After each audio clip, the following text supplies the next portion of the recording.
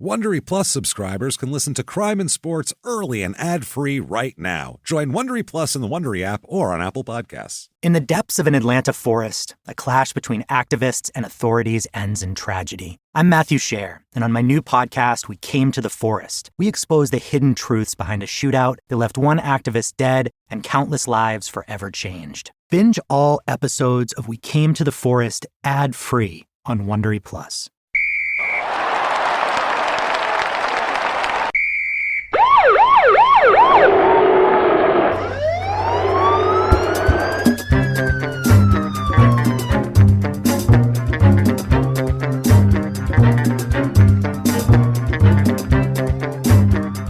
Hello and welcome to Crime and Sports. Yay! Oh, yay indeed, Jimmie. Yay indeed. My name is James Pietragallo. I'm here with my co-host. I am Jimmie Whisman. Thank you, folks, so much for joining us today. Yeah. What a crazy episode we have today. Dipping back into the waters of the brain-damaged sports, of course. Yeah. Always an adventure, as we know. Dipping into boxing a little bit today. Right. With a guy who had a wild and crazy kind of flash of a life. Pretty wild. Very Edwin Valero-like. Oh, no. That kind of a was story. bad. That was a bad. Was real bad. A crazy story. Yeah. A very crazy story. If you haven't listened to that, we did that for a live show. We did. In Chicago, like That's a year right. ago in December.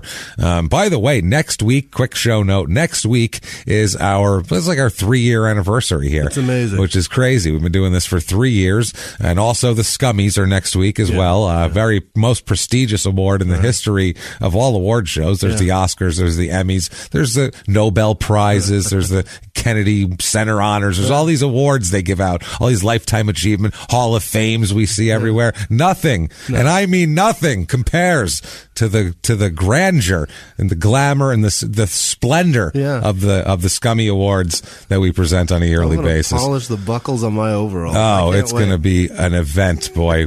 Black tie all the way. So next week at the end of the show, tune in for that. It's like 20 minutes. It's not a huge deal, but it's quite a spectacle. Yeah. It's impressive. So quick update. We have a quick update. We do on Maddie Nykänen, the Olympic skier who we did Is it Nykänen? I think it's Nykänen. I think Is it Nyukanen? It's not Nyukanen. No, I think it's not Nykänen or Nykänen or some shit like that. Maybe it's Nyukanen, but we decided to go easy on it. Yeah. So we did a great. That guy was nuts. That's an episode. You look at that and go, oh, I never heard of that guy. But if you don't listen to that episode, you're silly because that's one of the craziest stories. Yeah. I don't know why it matters to you whether you hear of people or not. It doesn't. What difference does that make to you? It's a crazy story. Right. If you can just put the guy's face to it because you've seen it on TV, does that make it better? Look it up on Google. It's the same thing. I don't get it. We got North Korean stamps with that guy's fucking silhouette on. That's an actual fact, actually. Yes. But quick. That's a quick update we have there. And thank you. We have to thank everyone this week. What is the update? He's dead. Say it. Oh, we didn't say it. He's dead. I thought we gave the update. He's dead. Yeah, he's dead. So we're surprised he lasted this long. We did an episode on this guy. Moving on. He was like a crazy skier, that would shoot himself off a jump like a missile. So it's amazing he lived this long. If we're being honest about everything here, he was playing with house money for at least the last 20 years. As an international criminal, an insane ski jumper. That's house money. So, you know what? Good for you. Tip of the cap, I guess, for making it this long. 55 years. Not too shabby. So, good for you, buddy. I just hope pussy was on his mind at the end. That was one of his quotes. Yeah, that's always. Pussy's always on my mind. That was what's on his mind when he's going on a ski jump through the air and something that could easily kill him. He said that to reporters. He told people that after the Olympics. The real Olympics, not some fake Olympics. So that's amazing. That is incredible. So listen to that episode, catch up, and then think, oh, wow, that guy's dead now. Yeah. So there you go. Thank you to everybody this week for your reviews, iTunes reviews, Apple Podcasts, whatever it is, the purple icon, or any other place you listen to podcasts. Those reviews are super helpful. Please, if you have not done it yet, give us 5 stars. It helps drive us up the charts. Doesn't matter what you say. Say you're following instructions, following directions. Say rest in peace, Maddie. Say rest in peace, Maddie, you crazy bastard. Rest in pussy, Maddie. Yeah, right. I don't think they'll let you say that, but we'll know that's what you mean. Yeah. How about that? That'll be the translation for that. So, yes, thank you to everybody who has done that. And if you haven't, please do that. Also, go to shutupandgivememurder.com for everything small town murder and crime and sports related, all your merchandise, t-shirts and mugs and everything like that, and bath mats and you name it, it's on there. Leggings, the leggings are here. Yes. The leggings are here. So all that shit there, get all of that stuff on shutupandgivememurder.com. Most importantly, get tickets for a live show coming up on February 21st in West Palm Beach, Florida at the West Palm Improv for Small Town Murder. Pretty awesome. Get tickets there. That's going to be a lot of fun. Lots and lots of fun there. Also, if you want to be a huge supporter or a supporter of the show, one of our producers who we're going to talk about at the end of the show in gleeful, glowing terms, you can do that very easily by going to patreon.com/crimeinsports or go over to PayPal and use our email address, which is crimeinsports@gmail.com to make a one-time donation, and you will be a wonderful producer of ours. Right. And by the way, let's get started because it's crazy. Right. Let's do this. Are we ready, Jimmy? Yeah. It's the brain damage sports. Terrific. So we know that's always an adventure. Let's get started. It's Diego Corrales. Nope. You know Diego? You don't know Diego Corrales? Nope. Really? Diego Corrales Jr. to be specific boy. also. So we know we're in for something. Yes. If you're a new crime and sports listener, if you go back and listen to all the episodes, 148 now, just an absolutely inordinate number of them are either juniors themselves or name their kids junior after them. So it's ridiculous. It really is. It's disturbing. It's crazy. We do another podcast with all sorts of people in it. Not this many people named Junior by any stretch of the imagination. And much more serious crimes, too. Something about something about having athletics and ego and I don't know what it is, mixes with something that makes you commit crimes after you're good at sports. I don't understand Just above the law. We don't know. But Diego Corrales Jr., he's a boxer and a pretty famous boxer here in late 90s and early 2000s. He was on HBO, Showtime, all those channels constantly. No, he was a lighter weight. He started at 130 for a long time, had a big fight with Floyd Mayweather that we'll talk about. Ended up upping his weight. He's a tall guy. We'll talk about him here in a second. He's a tall guy and a lightweight. We'll talk about it. He is born August 25th, 1977 in Columbia, South Carolina, but doesn't last long in South Carolina. They end up going to California. He grows up in Sacramento.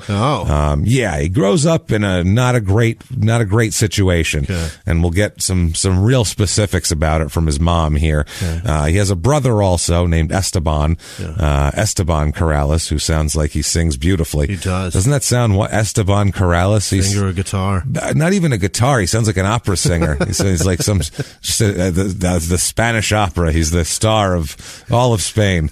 How much of a piece of shit am I? I just saw him with one of those hats with the you saw Esteban from the commercials. At 2 in the morning. That guy, he slings guitar tapes. How come I didn't learn to play shitty guitar? I don't realize how my brain connected that until you pointed it out. It's that. It was a pretty simple A to B, honestly. It wasn't you weren't going around the circuit or over the mountain or anything like that. Is that guy that famous that I would? Is he? I don't know. Esteban, they make jokes about him on like SNL. I think they had sketches. Plus, there was a local comedy club, a shitty local comedy club that had him. That's why I know it. And we made fun of the guy because the guy talked about how pure comedy was all that was good. And then he had Esteban Philonite, who's neither comedy nor pure of anything, I don't think. I don't know what he is, but I don't know. That's outstanding. So he's a pure guitar player, I'll tell you that much. Yeah. So now Diego... Well, they're happy to have him, goddammit. God damn it. They were thrilled to have him. Thrilled to close down for comedy that night, to have old people watch a guy pick fucking Spanish tunes from 50 years ago. He was just... That's all he was. They were like, oh, I recognize that. Okay. Is that La Bamba again? I don't think it's La Bamba, but okay, that's fine. Play La Bamba. We like La Bamba. That is not mine. We like it. Don't care. Play it again. Just do it. We don't give a shit. Do you know the Macarena? Can you play tequila? It's the only Can you do that one? Do that alone? Is that possible? Do you need drums? Can you play Lowrider? Is that yours? No? Shit. What other goddamn Martha. We all know Martha's a hot piece of ass. Martha. What other Spanish songs do we... The guy, I don't know. That's all he knows. I think that's all he knows.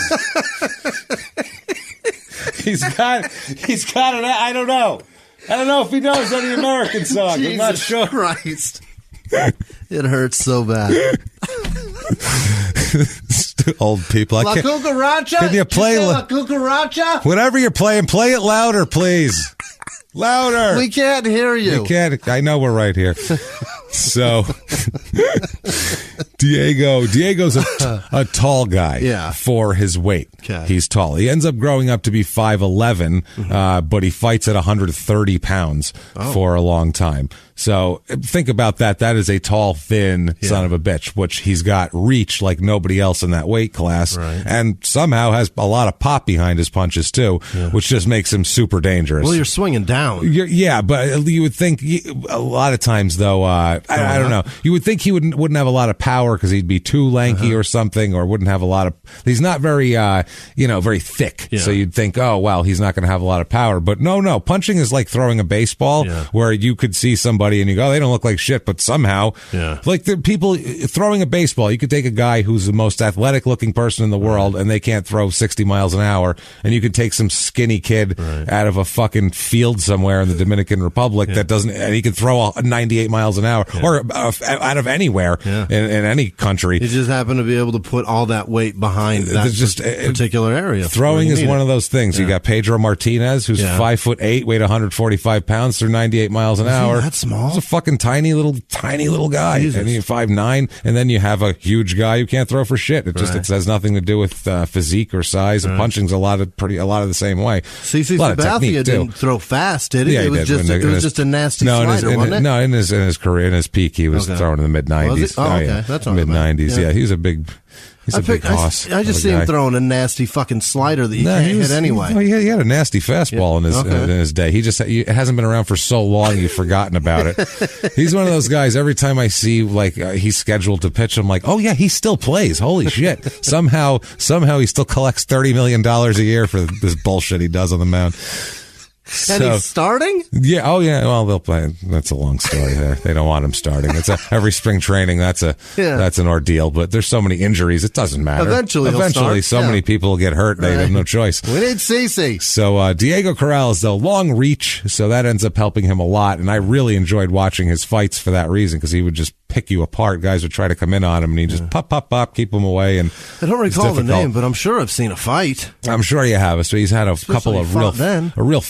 few famous ones too. Okay. A couple of wars. One is considered one of the best fights of his weight class in the history of boxing. It was a war. It was awesome. Father leaves at a real young age, and there is apparently his father's an asshole. Yeah, and there's this article that his father does later on talking about how, I watched the boy from afar and, but I made sure everything. And I left because I was into crime and all this type of shit. Jesus. So I left because you can't give a kid's a good upbringing doing like him a that. Favor. So yeah, it was all like a real, hey, I'm a real good guy.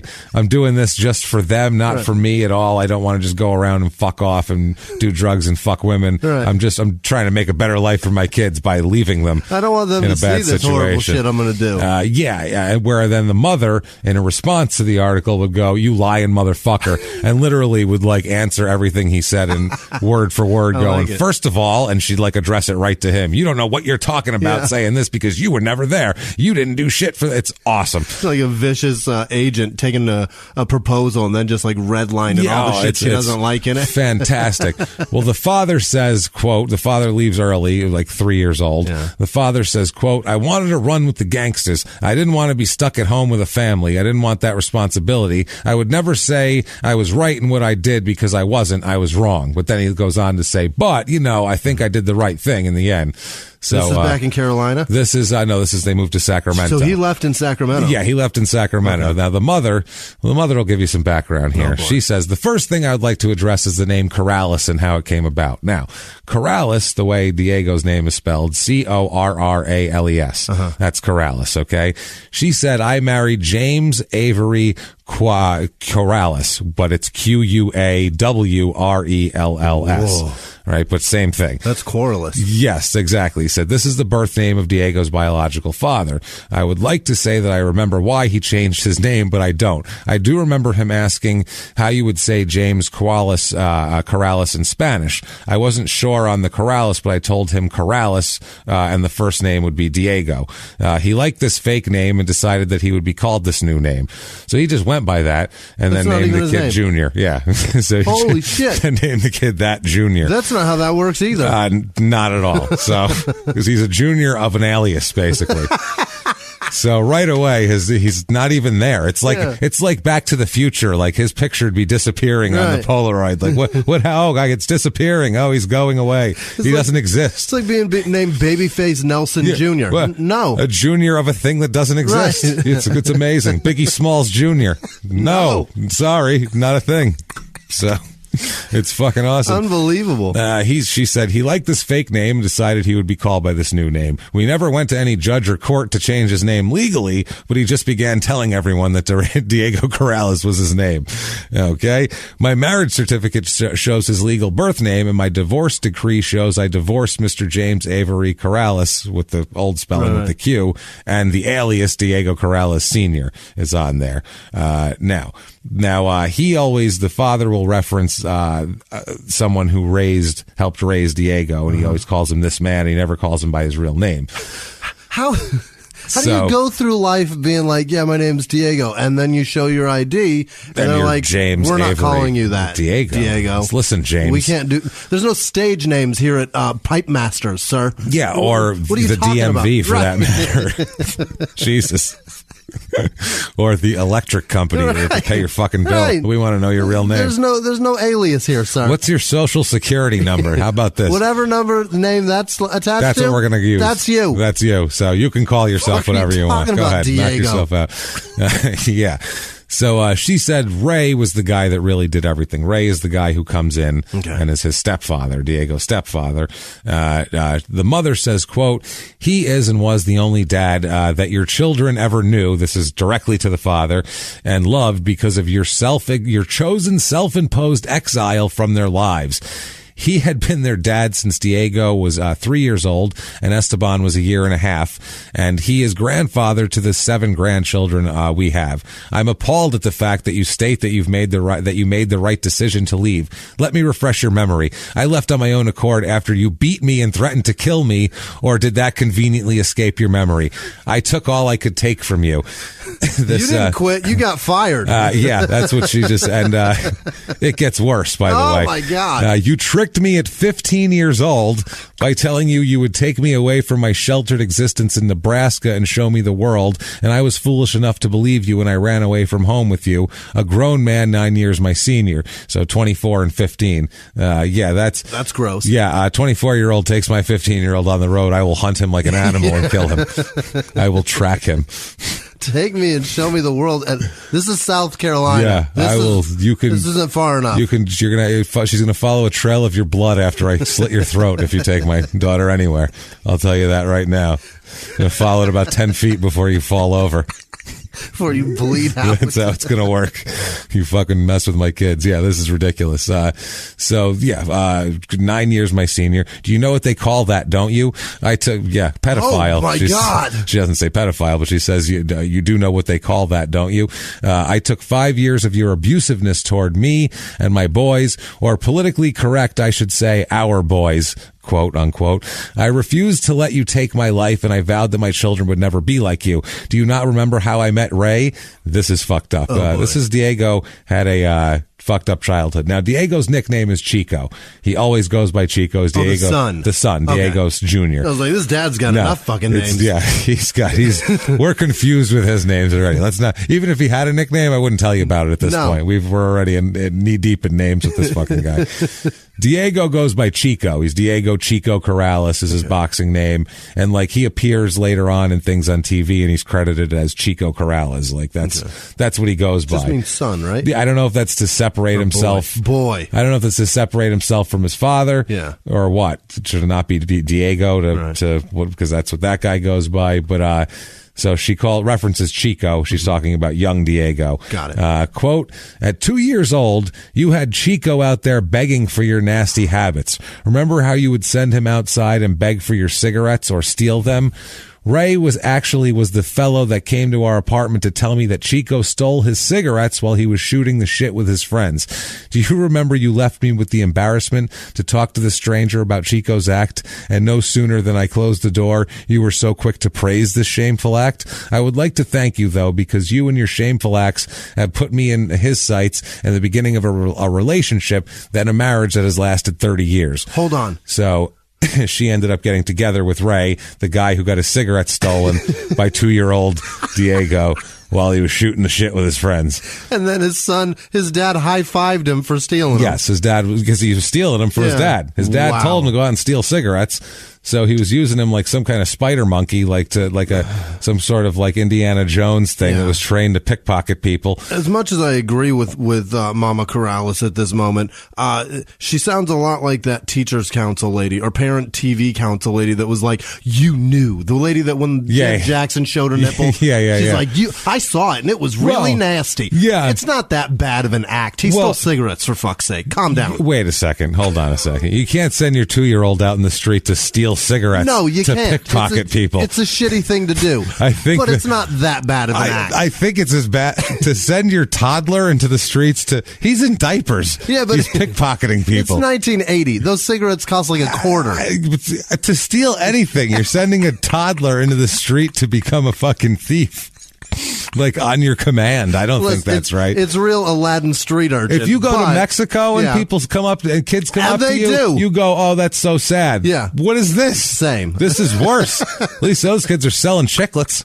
Yeah, you might want chiclets. They're selling chiclets for you to pull out a 20 and be like, that's all I've got. And then they're like, that'll do. And then they run off. At least they're not stealing your cigarettes. They're stealing more. They're stealing cash. You don't have to pay that much for chiclets. It's your own guilt. It's because you have some, I'm just saying the monetary gain here is so minute. No, it's just the fact that you're sending your baby. Oh, it's scummy as fuck. Your baby. It's like the Dave Chappelle joke. Hey, baby. Like, that's Diego. He's on the corner. I'm selling weed. Kids, motherfucker. Yeah, I was like, what? Shit. Roll the window up. Yeah. So, I was fucking the club.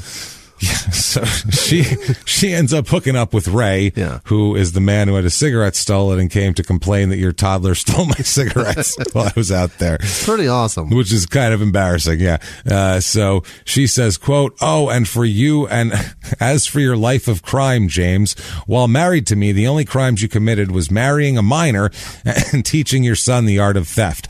Oh, and let us not forget the many relationships outside the marriage that fostered the many children you have. Now you're talking. Have they garnered as much attention as Chico has? I know Esteban hasn't. Could it be that he's not as famous and successful as Diego, that he's not your favorite? Or could it be that he's alive and had much to say and nothing that you want to hear?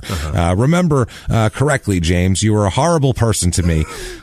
My mom and my sister. They seen you throw knives at me while they were visiting from Nebraska. Remember that? Or maybe you can try to remember driving them to the bus station and being so angry that they were leaving that you went ballistic and scared us all half to death. Then you threatened to kill us and you refused to give them food and money to eat with on the 3 or 4 day trip back to Nebraska. Did you ever stop and think why they left? As a mother, I understand. My mother couldn't watch what you were doing to me. That's why she left. If you are going to talk about yourself and the kind of person you are, tell the truth, all of the ugly truth. I understand your embarrassment. I'm even embarrassed to tell it. But if you want to come out and tell a story you couldn't painfully tell and be brutally honest about, that you shouldn't have said anything.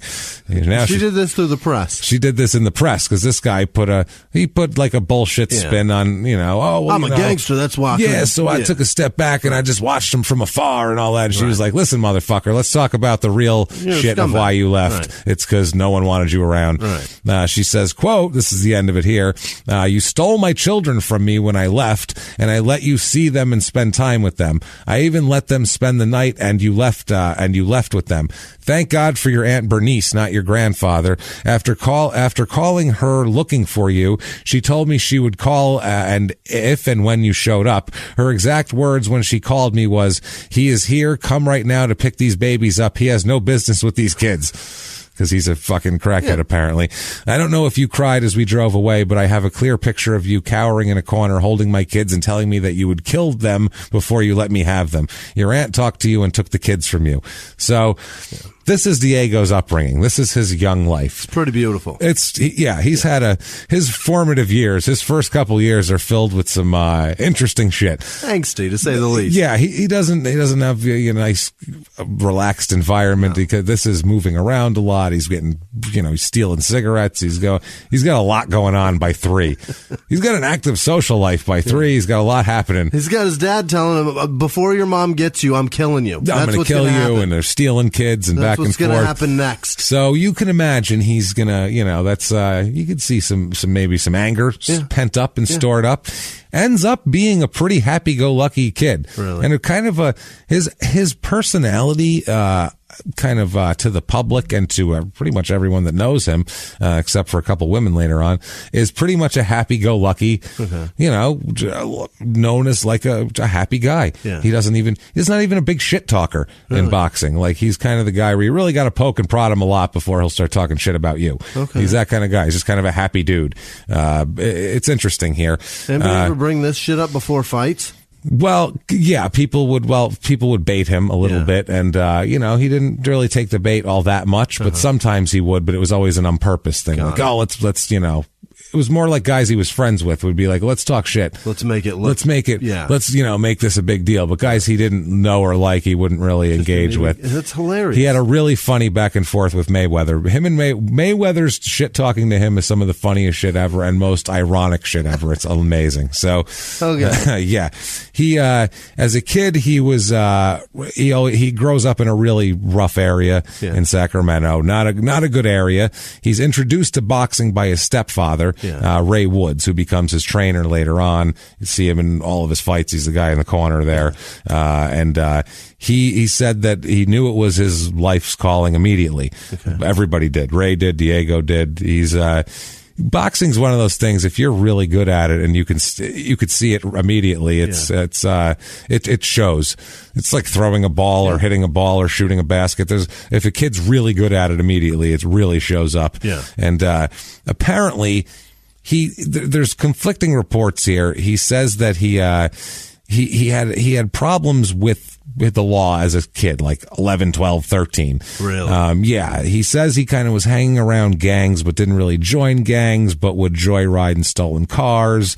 And he got in trouble for that, kind of being in a stolen car a couple times. He would miss school, and truancy officers would come looking for him and shit like that. He's running with the wrong crowd, you think? He's running with the wrong crowd. He's in a shit area. And he's running with the wrong crowd. That's all it is. It's tough. Sacramento, people don't know that place is kind of hood. A little bit, yeah. By the way, Sacramento was pretty cool. That was the greatest. Great show there that we had, but we didn't have to hang out in the shitty parts, really. We just went and did a show at the, the Punchline. And it was good. So, he's looking like he's kind of going down the same road as all the other kids in the neighborhood, except also he's a really good boxer on the side, and they're worried about him fucking that up.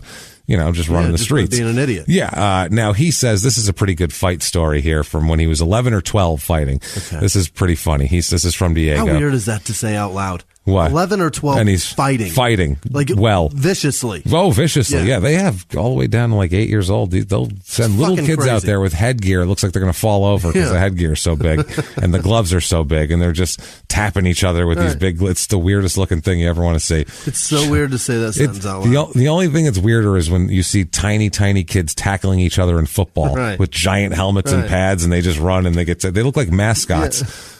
They look like the Milwaukee Brewer, like the Relish. And remember when the guy, Randall Simon hit one of the mascots with the bat? He tapped the mascot, and there's a very sensitive weight differential on those big Milwaukee Brewer mascots. Once that center of gravity's off, it's over. He tapped him on the top with the bat, and dude just tumbled forward right on his face and hurt himself and shit, and it was a fucking mess. It might have been a lady even, I'm not sure, but they sued him. And she was injured. He was injured. I think he got arrested for it. Probably. I think he got taken away after the game. I think he got taken away after the game in cuffs. Stabby was fucking around. Yeah. It wasn't vicious. If you watched it was literally like, I'm going to tap this big foam thing. Right. This won't hurt this person, but you got to know how the physics work careful there. Now, Diego says of this fight, Quote, I was a kid, 11 or 12. I was fighting a kid in Hereford, Louisiana. I was fighting a kid who did karate. We were fighting really hard. I was beating his butt pretty good. All of a sudden, he jumped in the air and did a karate kick on me, right on my side. It was amazing. Kicked the crap out of me. My parents were videotaping it. It was the craziest moment in my life. So that's pretty hilarious. Yeah. This kid just like lost his mind. He's getting his ass kicked and he just desperation move. He crane kicks him. Okay, I think I'll start kicking now. That's these aren't working, but what about these? That's the weirdest shit in the world. Now, there is, like I said, conflicting reports of how deeply he was into, like, gang shit when he was very young. Okay. Conflicting. Some says that he just joyrided a little bit and, you know, was kind of on the periphery, gang estuary, just kind of wading in the waters there outside. And some people say that he was saw a drive-by shooting of one of his good friends when he was like 13 years old. Okay. And that kind of, you know, escalated it. Scared him away from that a little bit. Yeah, that kind of pushed him out. Made him concentrate more on boxing. So there's conflicting reports of what what exactly made him really buckle down. Because for a while everybody was saying he was fucking off and he wasn't taking it seriously enough and he was going to blow his gift and all that type of shit. And then after a while, something makes him just really buckle down and focus. Okay. He trains mostly at the Sacramento Police Athletic League boxing gym. At the police station? It's not the Police Athletic League, where it's basically they sponsor programs for inner city kids, so they don't have to go arrest those kids. I like that. If you're all here, we don't have to arrest you out there. Right. I think is what the goal is. Here we can keep an eye on you. Which I would, if I was 14, I would have never done anything with the word police on it. No. I would have been like, this is a fucking trap. There's no way this is real. There's no way they're trying to help us out. Fuck that. I would have walked right away. I would have not trusted that for a second. This is a trap. But, but a lot of these. You're like the Roadrunner. You're like, I see that cave. Yeah. The cave is painted on a rock. That's not real. There's got to be a real. big Acme anvil hanging above here by one of those ropes, I think. What's this birdseed about? Yeah. This is bullshit. It's too big of a pile for I could see a couple of kernels if they fell out of someone's pocket, but who drops a pile of birdseed in the middle of the road? Nope. Meep, meep. Meep, meep, indeed. I'm out. So that's how we should open the show. Yeah. Meep, meep, indeed, Jimmie. So a lot of the kids a lot of the boxers started out at police athletic league gyms, because a lot of times they come from shitty areas where they don't really have access to the equipment for boxing. And the police athletic league, it's kind of like On the Wire, where Dennis Wise opens up the boxing gym for the kids because there's no other place for them to box in the neighborhood. And then Avon Barksdale has to donate a lot for equipment. And never mind, I give what up. happens? He gets the equipment and then gets a nice boxing gym eventually. Beautiful. He also gets kneecapped by a gangster. Well, that's no good. So that was bad.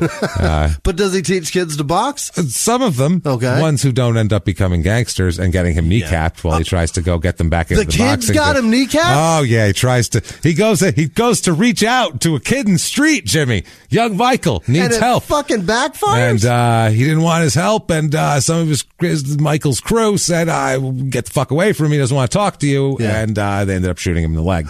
And so that was that. Okay, when you said kneecapped, I get that they're shooting shot him people, in the kneecap. But I assumed fucking Tanya Harding kneecap. No, with a gun. Fuck, much worse. That's a much worse kneecapping. Yeah. Nancy Kerrigan was still popping triple axles a month later. Wow. This guy had no more. He was triple axle time was done for this man. There goes Sokka. Yeah, that's it. Did you see the town? No, never mind. I don't know. It's a Ben Affleck movie. Yeah, it's my favorite part of the movie when Jeremy avoid Renner. most Boston-y things.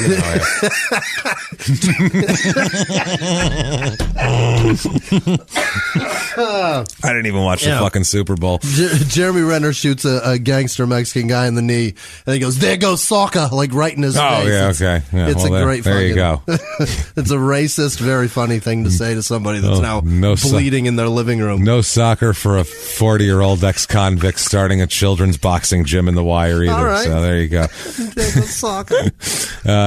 he said that boxing was becoming less of a priority on the street, and but people convinced him as a teenager to that he was disrespecting the sport by not training as hard as he could and disrespecting himself and all that shit. He ended up quitting boxing totally because he said he wasn't. People were breaking his balls. He wasn't training hard enough, and he just said, "Well, fuck it then," and quit rather than training harder. Yeah, sounds like a champion already, right? But he ends up having a will that's pretty amazing. Yeah. So he comes around. I don't know. He's going to come back. I know he will. You know how I know? Back. Because I work with a guy who does the same shit. Where when there's a challenge, he goes, "Fuck it, it's over." Then his name's James Pietragallo. Yeah. And he comes right back. And he goes, "You know what? I've thought about it. We just had this conversation, James. This is true. I know it's going to keep going, but it's true. It's true. Fuck it. Never mind." He will quit when told he's shitty, though. That's the thing. I get angry when I'm told I'm shitty. It's a different thing. It's much. I'll do it on spite at that point. I won't quit. Yeah. So he quits and moves to Amarillo, Texas. Yeesh. Which we've been there. Not a good place. Panhandle action there. He gets a job in the shipping department of Montgomery Ward. Well, all right. Yeah, and that's zero forethought. That's he didn't know about their business plan. Montgomery Ward ship. I think that was a job that was hiring. It said hiring. Can you lift shit? And he went, I can lift shit. And then he went there and got paid $7.25 an hour. We're talking. This is 1994. Right. So it's minimum wage is $5.10 an hour or some shit at this point. $5.15, I think. No, I don't even think it's that at that much. Really? I think it was lower. I think it didn't get raised. Yeah, it was some shit like that at that point. It's probably what he's making. Did the internet ruin that company? Ruin what company? Montgomery Ward? Yeah, kind of. Right? Because it was like Finger Hut. You got a fucking magazine. Yeah, well, there's that and all those service merchandises and all those ones that were kind of those not real specialized department stores. Just everything have gone downhill since the internet. I think that's what did it. Yeah, and also malls have died a little off, and that's kind of where they were a lot of times. They were off in the back, though. Like not even in the mall. In the corner. Sometimes they had their own wing, their own entrance. You don't park in the mall if you're going to Montgomery Ward. You just park outside the washer-dryer section of Montgomery Wards. Pull right up to there and walk in. You're not gonna next to the Sears Tire Center out in the corner. They have their own weird little food court that only has like two things and an off-brand Slurpee. You're like, this is fucking weird. Gross. I don't think I want to be here. So he gets lucky though here.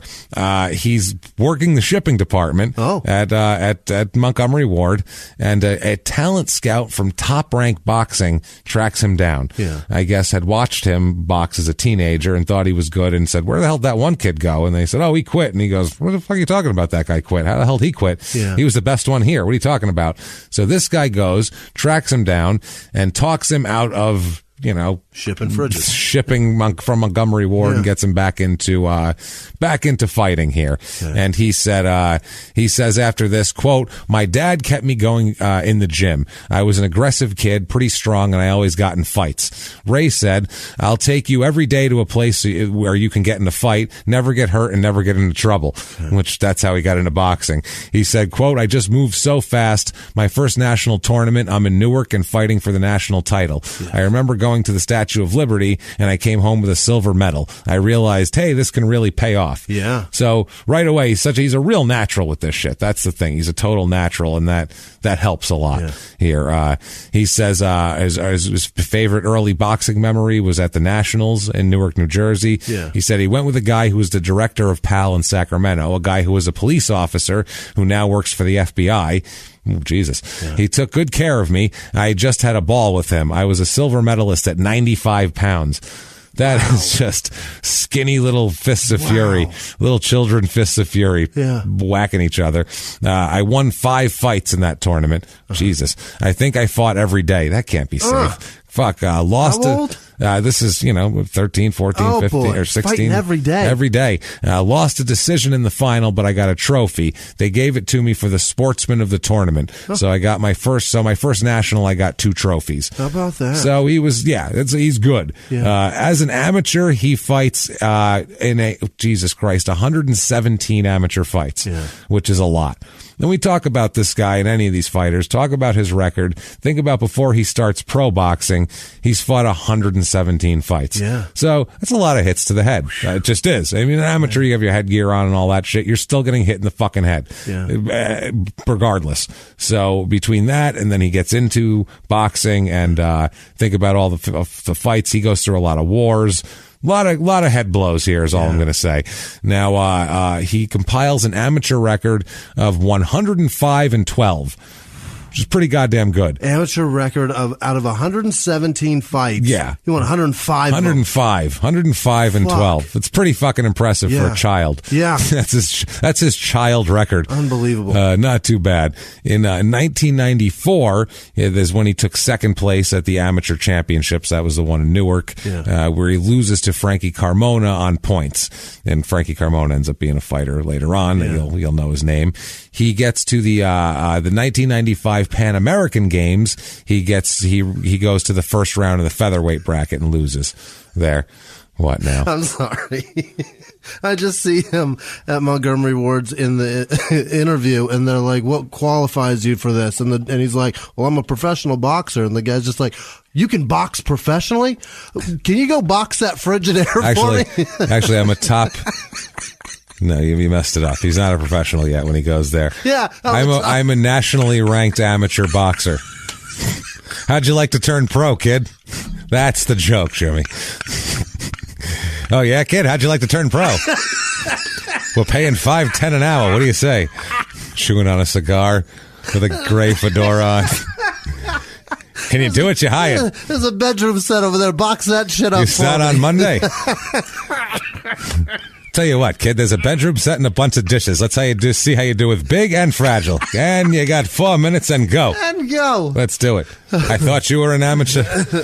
Anyway, so. Sorry. That's fucking hilarious. No, that's funny as shit. So. In my head, I'm like, there's got to be a boxing. There has something to be. there. That's amazing.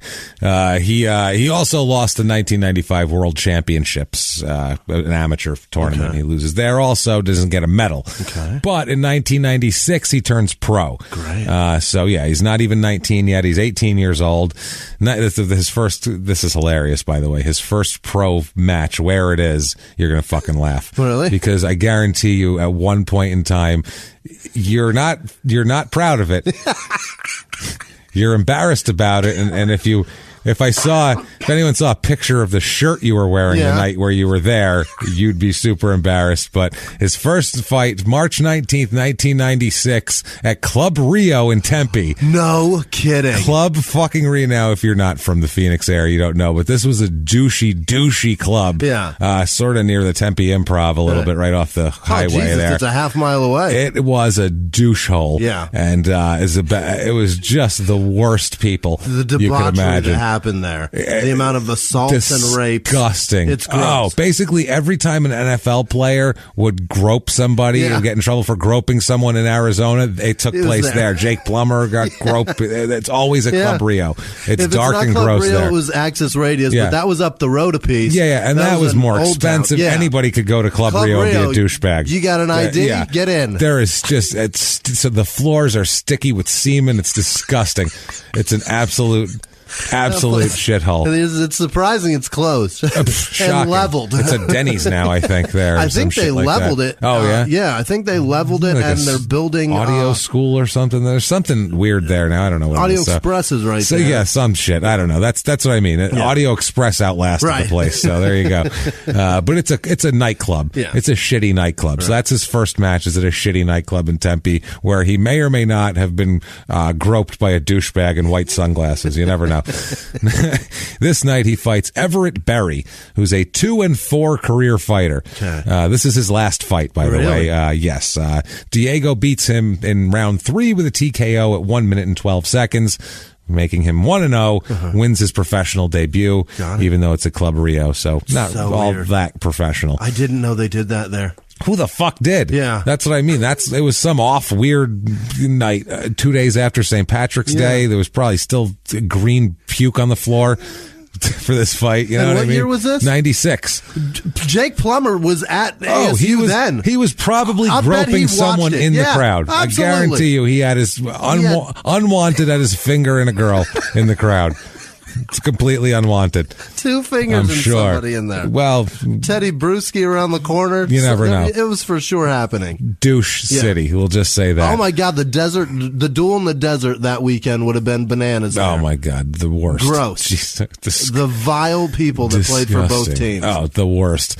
So March 28th, 1996. That is 9 days later. Yeah. He fights again. That fight did go 2.5 rounds, so that's a lot. 9 days later, he's back in the ring. Jesus. This time at the Celebrity Theater in Phoenix. Why is he here so much? I don't know why he's here so much, but it's a Celebrity Theater, which is a theater in the round where it's got a round stage that spins. Yeah. And it's really weird to watch comedy shows there because they have to figure out where the fuck they are, and it's really discombobulating for performers. If you still like Louis C.K., his last special was filmed there. Yeah, there's been a lot of specials filmed there. If you see a round stage where someone's kind of that's what it is. It's the Celebrity Stupid Theater in Phoenix. Yeah. It's supposed to be not a bad seat in the house. It's like, you can watch a confused performer from anywhere in the house. Good for you. How about a few less seats and we'll all just watch them from one side? How's that? Few less fuck are we doing here? We'll all stare at each other's faces. Rotating stage bullshit. Here he fights Enrique Beltran. This is his debut fight, Enrique Beltran. So it's a 1-0 guy versus an 0-0 guy. Okay. Enrique Beltran turns out to be a 1-7 career fighter before he quits, and this is not his win, by the way.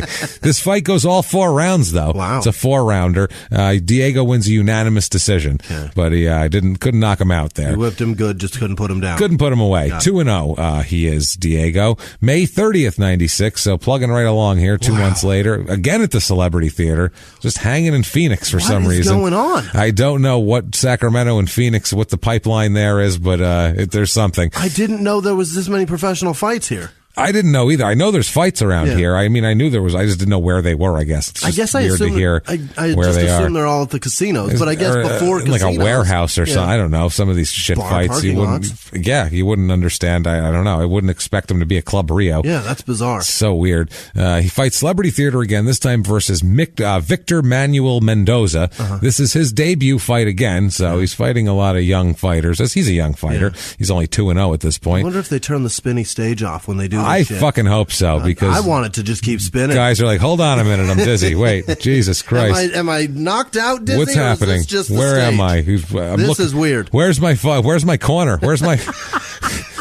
You go over to your manager. He's not your manager. You're like, I'm in the wrong corner. Where'd happen? Where'd you go? I'm over here. Fuck. Diego's. What are you doing over here? God damn it. This is a pain in the ass. Now, Mendoza's a 12-22 career fighter at the end of his career. This goes into the 3rd round. Diego gets a TKO at 2 minutes and 59 seconds. Almost the end. So they call it, the ref calls this one right before the end of the round. 3-0, this brings Diego to June 7th, 1996. That's a week later, by the way. A week later, he's at Caesar's Palace.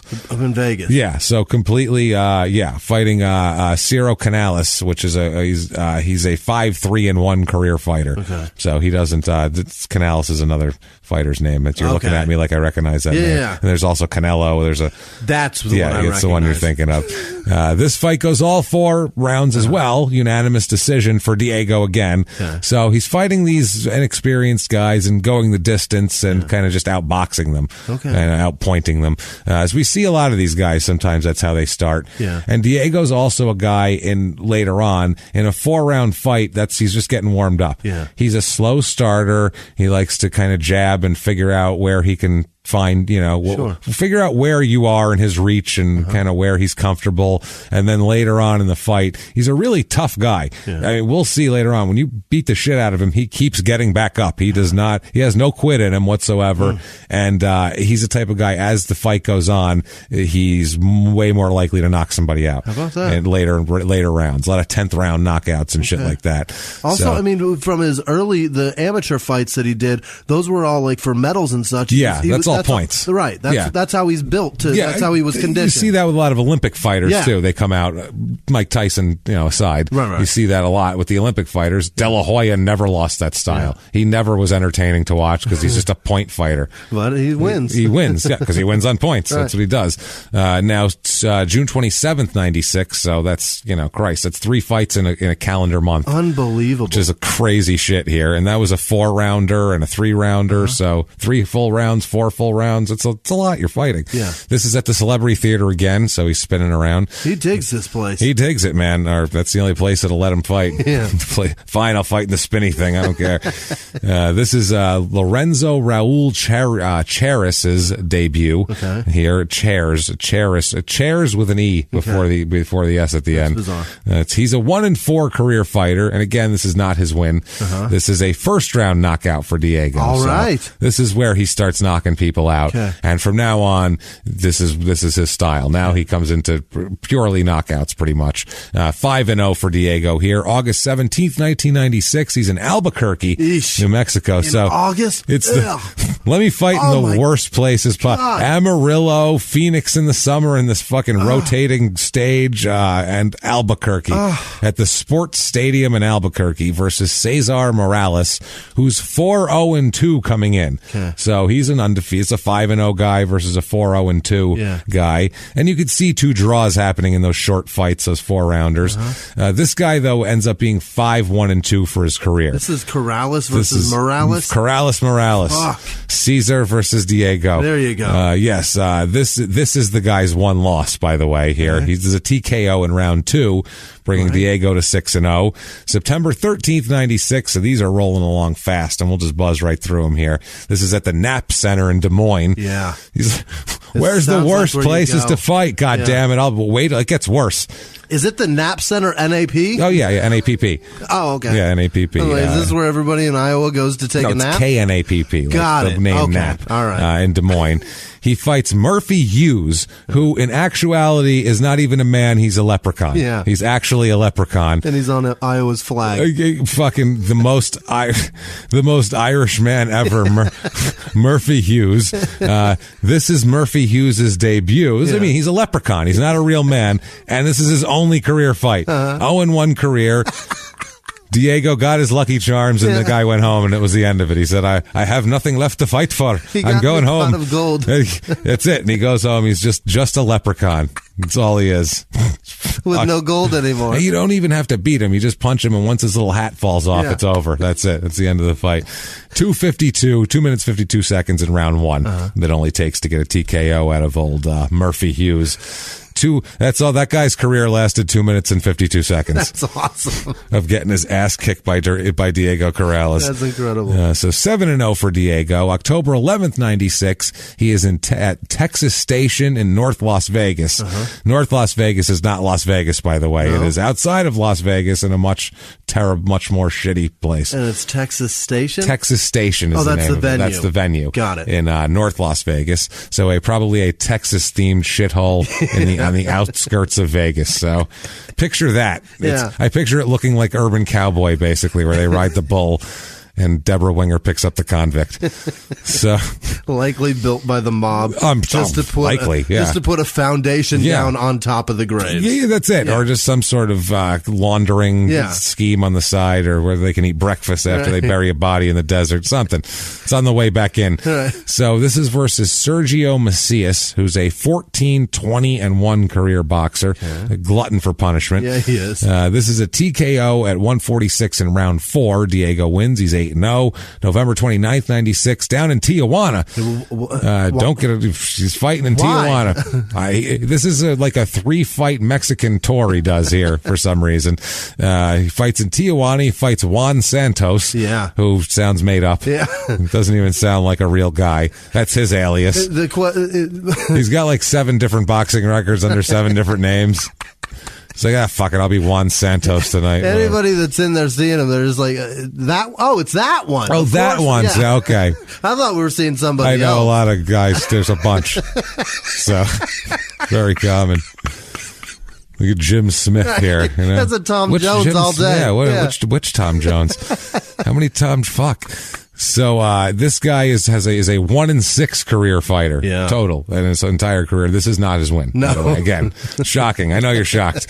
TKO round 1 for Diego. Diego's a bad man. 9-0. Oh, he's a bad motherfucker. Yeah. I gotta say, I have to tell you, I watched a lot of his fights on the HBO and Showtime and shit. I loved Diego Corrales as a boxer. Watching him fight was fun. Like back in the day, it was in the late 90s, early 2000s. There was a really good crop of boxers. None of them heavyweights. Yeah. That had died with Tyson and Lennox Lewis and all those guys. But Holyfield was starting to slur his speech already and shit. Is there a champion right now?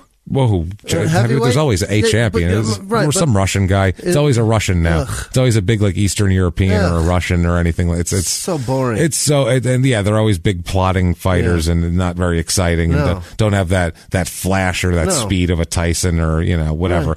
So, but at this point in time, the lower weight classes were blowing up with great fighter. 130 to 154 was awesome at this point. This is when you had De La Hoya, Mosley, Trinidad, Vargas. This was like there was so many good fighters. Like there was a ton of good matches all the time that you wanted to see, and he kind of got into the mix of that in the lower weight classes. Built up a feud with Mayweather because they were both fighting at 130 at that point. Next fight's December 13th, 1996 in Tecate, Mexico. Oh. So he's down there where they make the beer, I assume. The worst beer.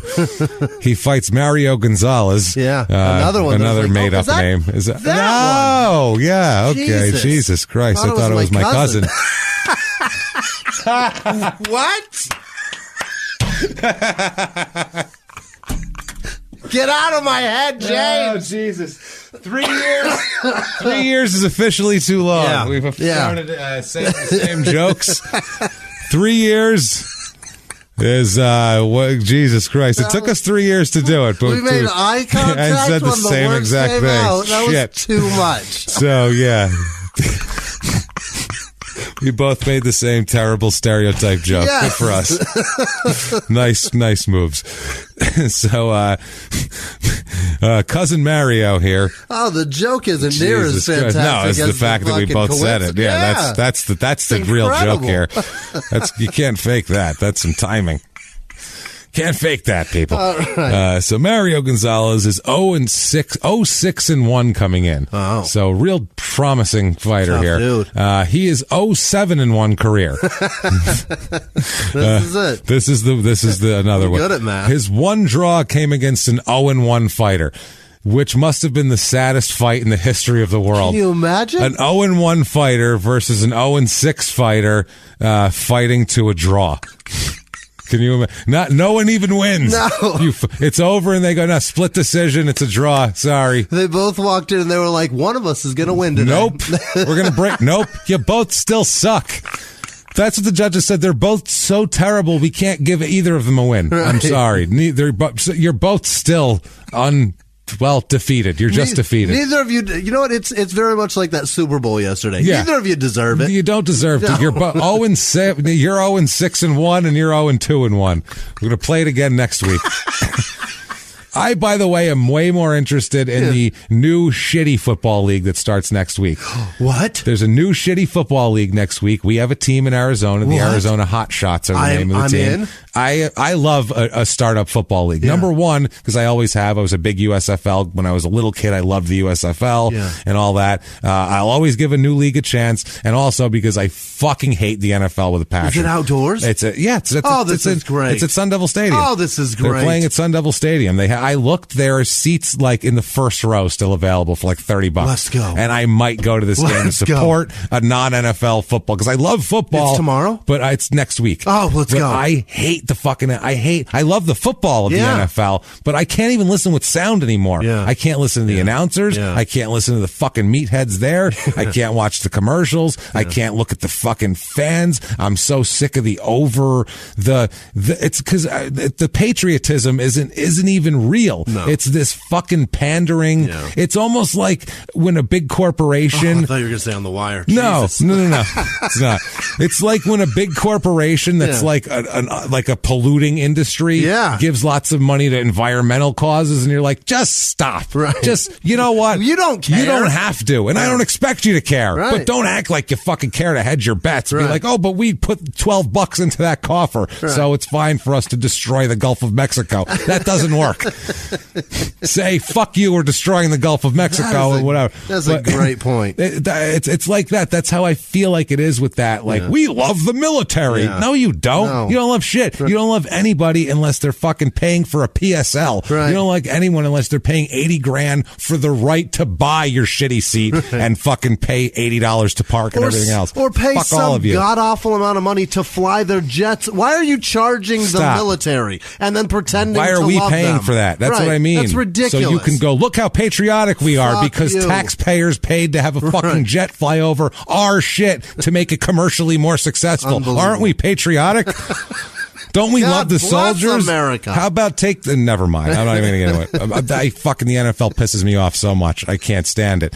Yeah. We love our players. Look at them playing with the kids on this fucking, what are they, the Play 60 United Way commercials and all that. Look at how great they are. Right. And it's like, we love them so much. Oh, well, of course some of them are going to have brain damage, but that's unhelpable.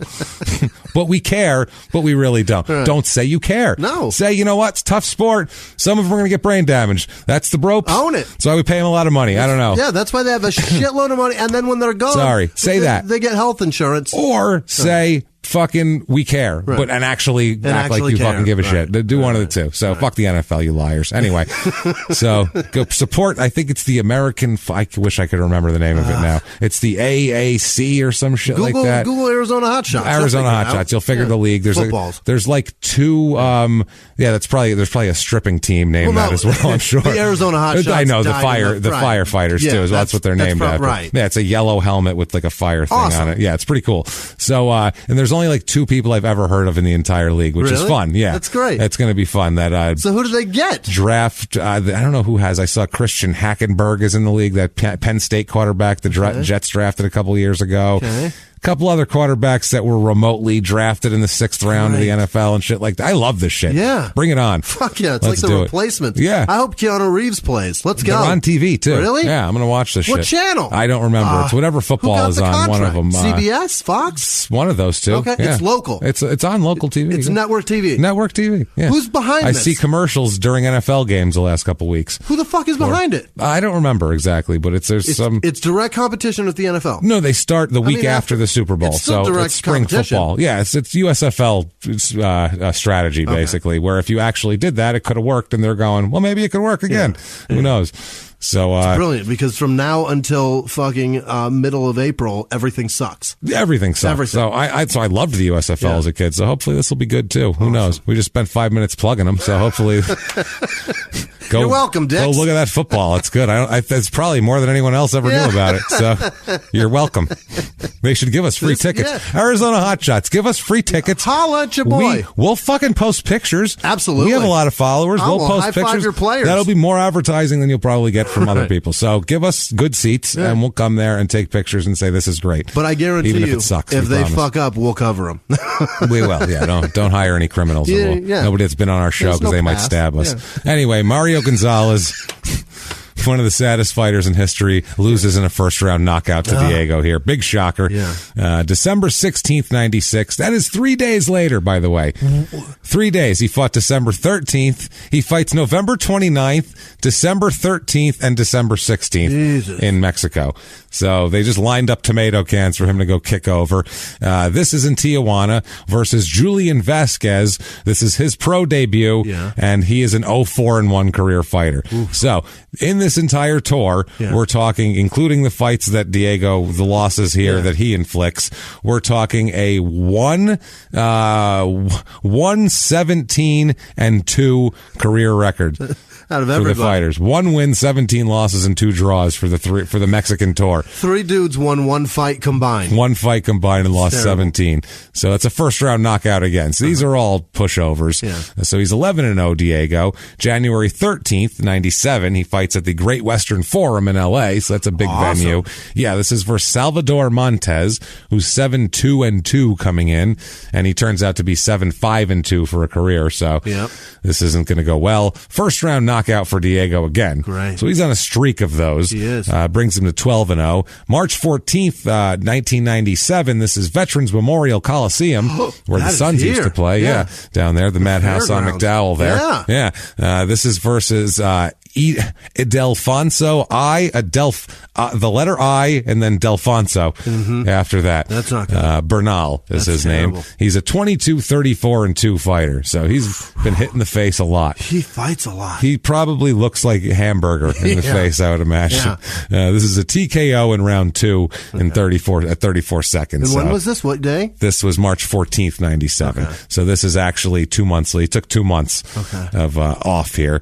And he fights. He makes him 13-0. April 4th, 1997, he's at the Orleans in Vegas. Oh, Jesus. Oh, boy. We'll talk about semen on the floor. Yeah. More there. We got a lot of tweets about how much of a pile of shit that place is. It's a pile of shit. It really is. Change our minds, or Orleans. Send us there. For free. That's what we're going to do. Whenever we talk shit about anything, we're going to go, change our minds. Fix it. Give us free shit, and maybe we'll like you. I don't know.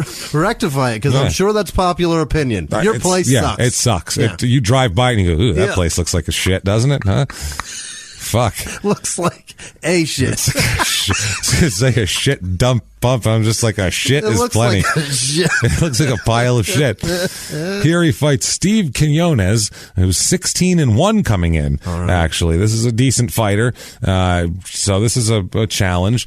This guy ends up being 32-14 for his career. Diego wins a TKO in round 4. This is a 12-round fight too. So this is kind of the next level for him, bringing him to 14-0. This also wins him the vacant IBA Intercontinental Super Featherweight title. Fantastic. Which is a fucking long, that's a mouthful. But it was vacant. International Boxing Association Intercontinental Super Featherweight title. Wow. Okay. I'm sure there's an acronym for it.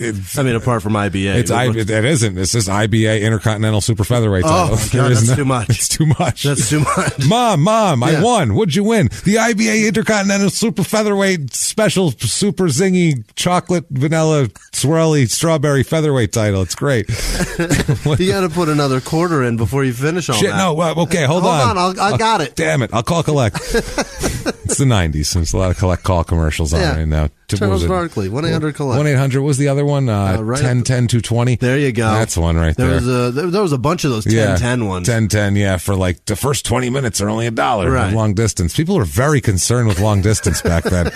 Now it's a cell phone. It's all the same. But people were like, oh my God, that call's going to cost me $4. What are you doing? It's like 11 cents a minute today over there. So weird.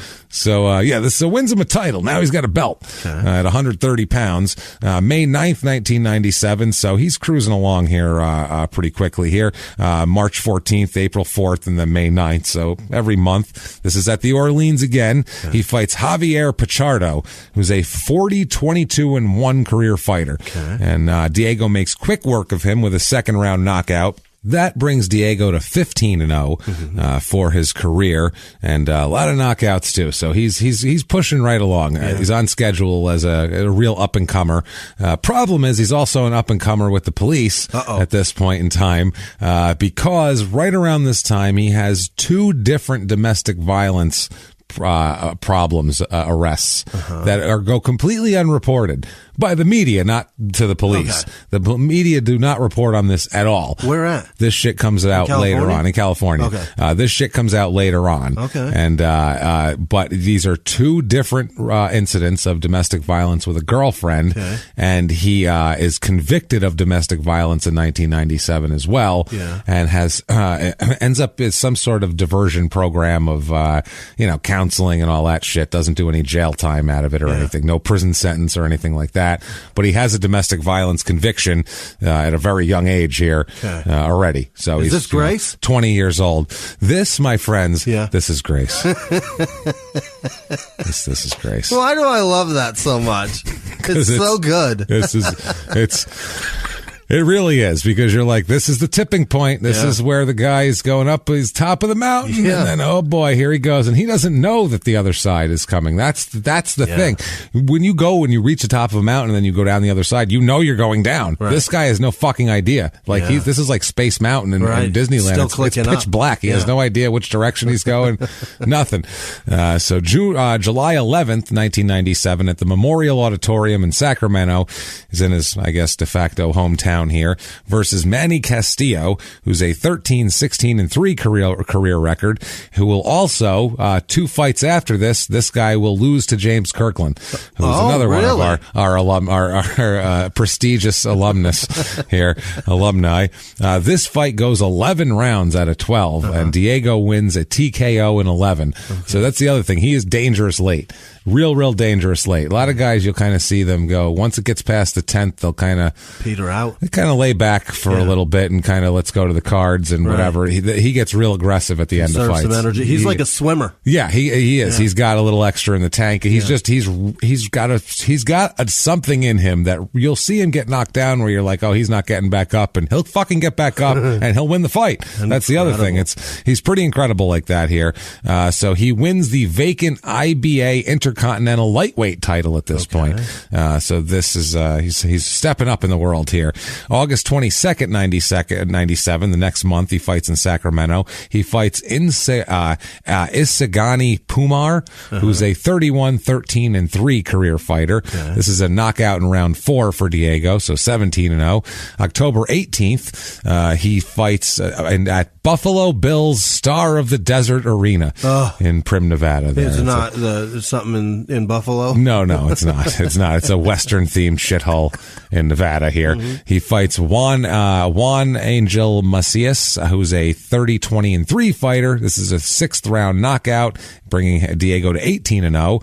December 4th, 97 in Sacramento, he fights Angel Aldama, who's a 30-22-1 career fighter, and he's a good fighter. This guy's tough. This goes all 10 rounds. This is a 10-round fight. This is not for a title. Goes all 10. Diego wins by unanimous decision. So he beat him, but he couldn't knock him out. This is a 19-0 for Diego now. April 18th, 98, at the Grand Olympic Auditorium in Los Angeles, he fights Juan Carlos Salazar, who's a 49-20-1 career fighter. So he's fighting a lot of veterans now, but these are guys like on the way out. So this is this guy's last fight. Really? So 49-20-1 career fighter, his last fight. So you know what I mean? Like he's fighting. It's weird because every one of these guys we see them on the way up. They fight nobodies, and then they fight these guys who are, veteran journeymen. Been around a while. Their careers are now on the downswing, and they beat those guys. And then you fight, guys your own stature who are really good and up and coming, and then you start to slip, and then you start fighting the young guys. You're the guy on the downside. It's like a gang mentality. Yeah, or it's like comedy. Like you're I was just gonna say that you're ending up. You end up back where you came from, and now you're featuring for some fucking puppet act or something. Some fucking YouTube star. Yeah, and you're like, what happened? But I can see what the reasoning behind this is. It's all marketing to try to keep an audience in the crowd. Yeah. That's all that is. Because you want to see this is a legitimate fighter. Right. He's not fighting some bum. He's fighting a guy who's been around the block. If you're a boxing fan, you may have even seen him once in a while on the circuit. And if you're not here to see our boy, you may be there to see the fucking journeyman. One way or another, you're there to see one of the two. Something, or at least I think it just looks legitimate at that. That too. It's just you see 49 wins and you go, oh, that's a legitimate fighter. This is a good fight. And meanwhile, this guy's about to drop dead. Right. He's like wheezing on his last breath. He comes to the ring in a cane, and you're like, but he's got 49 wins at some point. This is the same reason that Muhammad Ali kept fighting when he didn't have it anymore. No, he just didn't. He just obviously kept going because people show up to see it. Trevor Berbick beat him. You know what I mean? So that tells you a lot. So this was his last fight, and this is a first-round knockout for Diego. So this guy says it's time to hang it up at this point. Certainly done. That's his 20th win, Diego. So he's 20-0 here. May 30th, 98, in the next month in L.A. again. He fights Eduardo Contreras, who's 12-1-3 coming in, and his career record total is 12-2-3. So this is his last fight. All right. This is the second-round knockout, and Diego knocks the desire to continue continue with a career out of him in the second round. So that's two fights in a row where he knocks the career desire out of people. They changed professions. That's how bad of a fucking loss they took. They said, I don't want to do this anymore. That's how bad of a day at work would it take you to just fucking change careers? Just be like, this sucks, I give up. Just blasted away with the stapler. Yeah. It's like, I don't have it anymore. I can't do it. I don't have what I used to have. I don't have what he has. The mustard right anymore. He's taking phone calls like nobody's business. Scheduling people. Look at that. I don't have it. I just can't do it. 21-0. So to celebrate, he gets a fight in one of the most prestigious locations I've ever heard of in my life here. July 5th, 1998 at the Fantasy Springs Casino in Indio, California. Fuck yeah. Which is a stop if you're driving through the desert. You get gas there and you go, Jesus, people live here? And you get lot of people. Back in your car and you drive as fast away from there as possible. There are so many people in India. What the fuck are you guys There's doing? a lot of questions I have for that. There's so many. Why, how are the first two? And I think it's the agriculture we'll there, right? There's a lot of farming. I guess. What the fuck else is out there? What else could be out there? It has to be farming. Yeah. It's just the sun. That's all that's there. That sound should be called You're Almost There. You're a couple more hours. Hang in there. That's what it should be called. Hang in there. A couple more hours. We have bathrooms. Population, whatever the fuck it is. Population flushing toilet. Jesus Christ. Here he fights Benito Rodriguez, who sounds like a South American dictator. Benito Rodriguez is taking over Venezuela. So, never mind the other two they got down there now. Benito Rodriguez is going to come in and be the strong man that the people need today.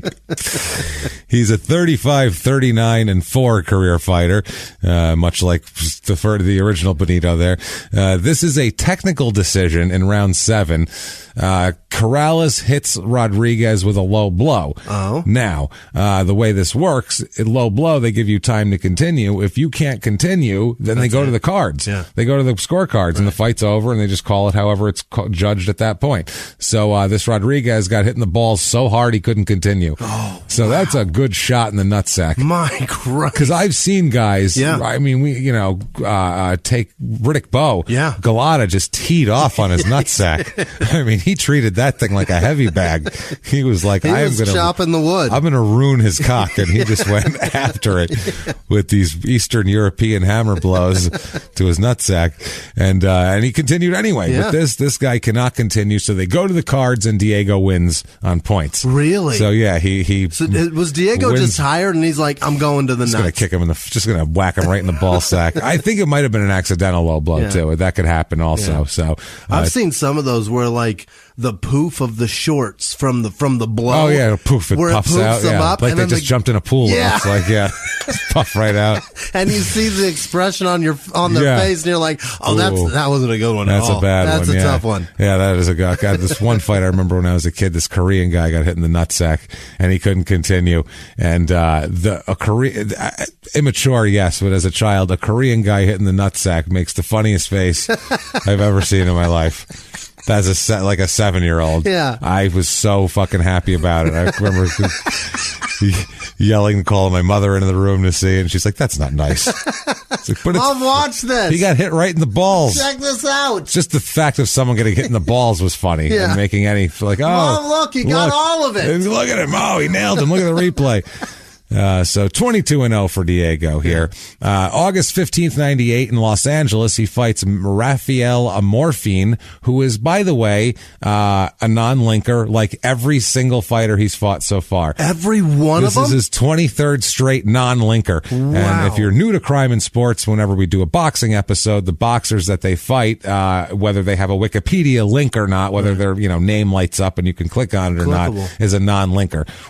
People, after I say that, people always go to this site, go to that site. Obviously, I get all their records, so obviously I go to these other sites and I know of these other sites. I'm just saying they're not common knowledge boxers. And one guy fought 49 fights and won them. I mean, he was like 49-12 or some shit. This guy's 32-6-1 coming into this fight.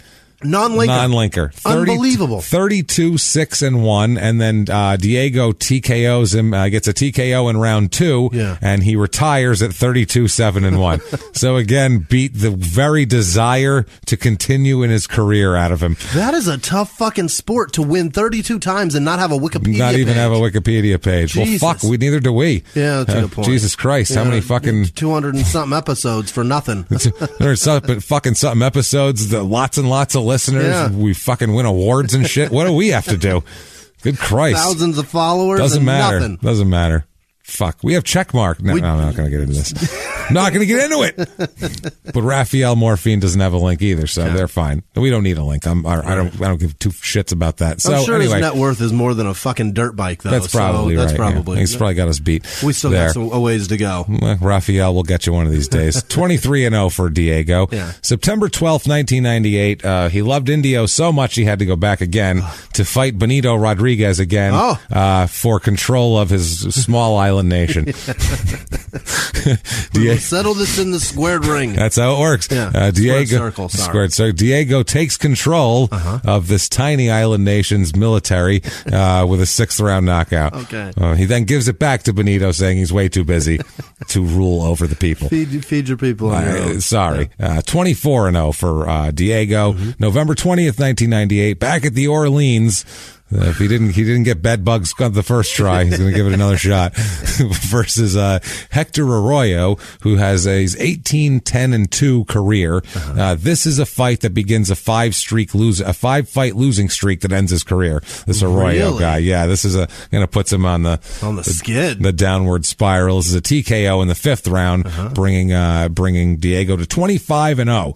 December 18th, 1998, at the Yosemite Hall in Sacramento, he fights Gary St. Clair, a linker. Yes. Holy shit, it's a fucking linker. Hey, it took him 26 Gary fights. St. Clair before. Yeah, he's fought a few guys before. Yeah. This Gary St. Clair is 15-0-1 coming in. St. Clair. Okay. Yes, it's 15-0-1 coming in. So this is a 15-0-1 versus a 25-0 guy. Undefeated, babe. Yeah, this is they want this to be one of these guys is going to go far. Yeah. Gary St. Clair ends up with a 46-12-2 career record. So he fights a lot of fights. This fight goes all 12 rounds here. So this is quite a battle. Unanimous decision for Diego, though. Look at this. Yeah, Diego, he beats him pretty good, but it goes all 12, though.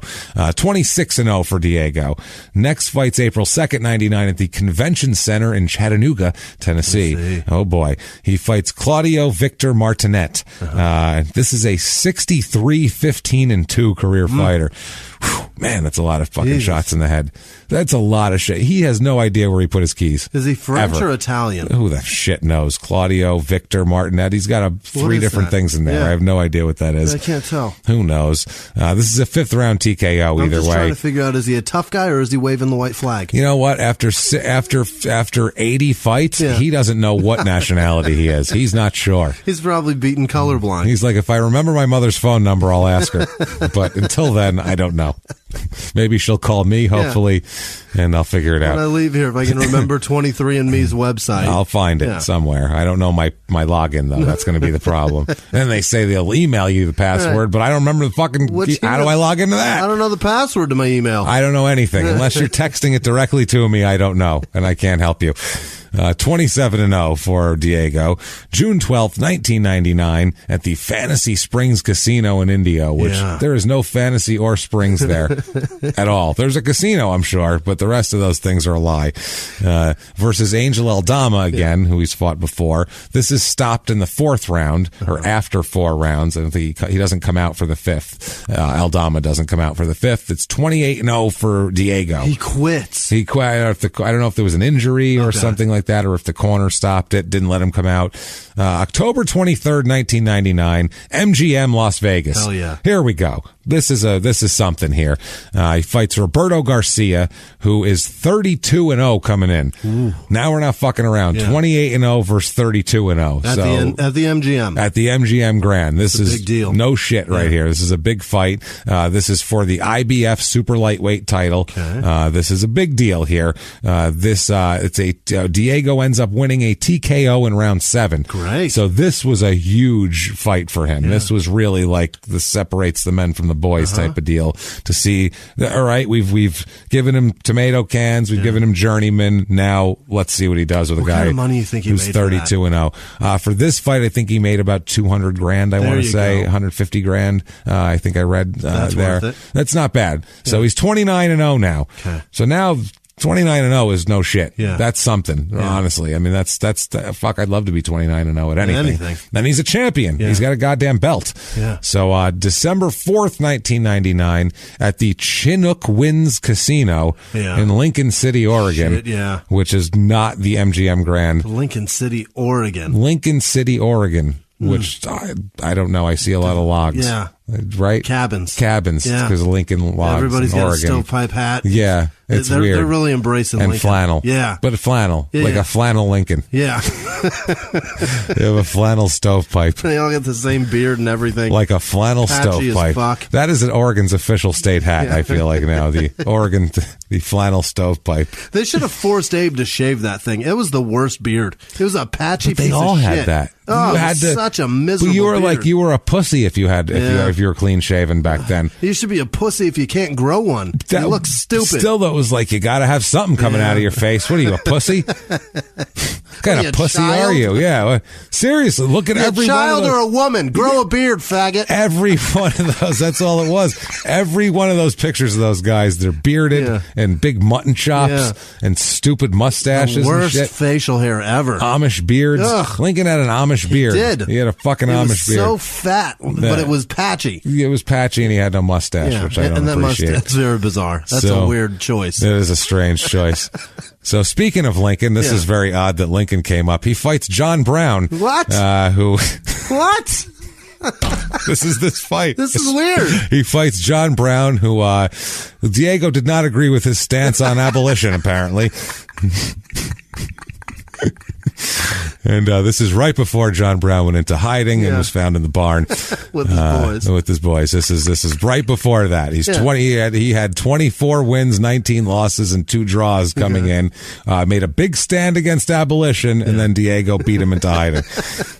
This fight goes all 12 rounds. Right. It's a unanimous decision for Diego, and John Brown flees the ring immediately. Still undefeated. 30-0. My Christ. So he is 30-0. He does have a domestic violence conviction, which isn't wonderful. But he's 30-0. Life is going well otherwise for him. No other huge problems, no giant cocaine busts or anything. So that's a plus. New Year's Eve, 1999, December 31st, 1999. Going into 2000. He meets Michelle, who will become a future wife of his here. By the way, at this point, while meeting this woman, he is barely 22 years old and has 3 kids with 3 women. Holy fuck, He's got 3 kids, 3 separate women already. And now he meets Michelle, and he starts going out with her. But he's still fighting. March 18th, 2000, at the MGM Grand, he fights Derek Gainer, who is a 43-7-1 career fighter. Pretty good fighter, too. This is a TKO in round 3 for Diego, bringing him to 31-0. So he's cruising here. A lot of knockouts, too. As you can see, he's knocking everybody out. June 17th, 2000, a couple months later, at the Staples Center, he fights Justin Juuko, Juuko. It's a weird name. It is. Justin Juuko. What is that? I don't know what that is. That's a bizarre you name. put Justin in front Is of it, that and it confuses the shit Norwegian out or of something? me. Maybe. Dutch? I don't see any umlauts or anything on there, so I'm not sure. But fuck, I don't know. Sounds like a Norwegian furniture company. You rarely see 2 consecutive U's. Yeah. That's a very odd. That's a nice table. Where'd you get that? Oh, I got it down at Juuko. I got it at Juuko. Yeah, J-U. No, 2 U's. Look it up. Yeah. Oh, so it was cheap? No, stop it, you fucking jerk. You have no idea. You don't put it together. It comes all constructed, very expensive stuff. He's a 45-12-1 record. And actually 90% of those fights were just over people making fun of his name. So it's really, it's really got a temper. You got to watch out for Juuko. This is a knockout in round 10 for Diego, bringing him to 32-0. Okay. So life is going well for Diego Corrales right now. He met a new woman. Everything is going well. Every fight he wins. Oh, by the way, he met a new woman. He's already married. Do we not mention that? Wait, what? He's already married. He meets that woman, Michelle, that he starts seeing, but he's already married at this point. Oh, by the way, his wife is also pregnant as well. He's married to a woman named Maria, who is pregnant with his 4th child at this point, right here in July of 2000. He receives a phone call from his pregnant wife, okay? This is super weird. He interpreted it as insulting. Apparently, it was some kind of prank phone call. She made some kind of joking phone call to him. I don't know, to fuck around. Who knows? I mean, people, Jesus Christ, whatever, not a big deal. Nothing egregious. She didn't call his mother a whore. She didn't do anything horrible. She'll call and say, this baby's not yours. Yeah, she does. Yeah, nothing like that. She said something like, is your refrigerator running? Something mild. He interpreted it as very much insulting. And he gets pissed off, okay? This is fucking crazy what he does. He gets in the car and drives the fuck over to her from where he is. He says that, quote, alcohol was involved here. He's shit-faced while he's doing this. Well, he has no problem driving shit-faced, as we'll find out throughout this story. He comes over and finds his 98-pound pregnant wife, by the way, very tiny woman who is also pregnant, Maria, and beats the living shit out of her. What the fuck? Beats this poor woman all over the fucking house. She has a broken collarbone, broken ribs, bruised spine. He's punching in the abdomen? He's beating the shit out of this woman wherever he can fucking hit her. Unbelievable. He beat her all over the house. It's insane what he does.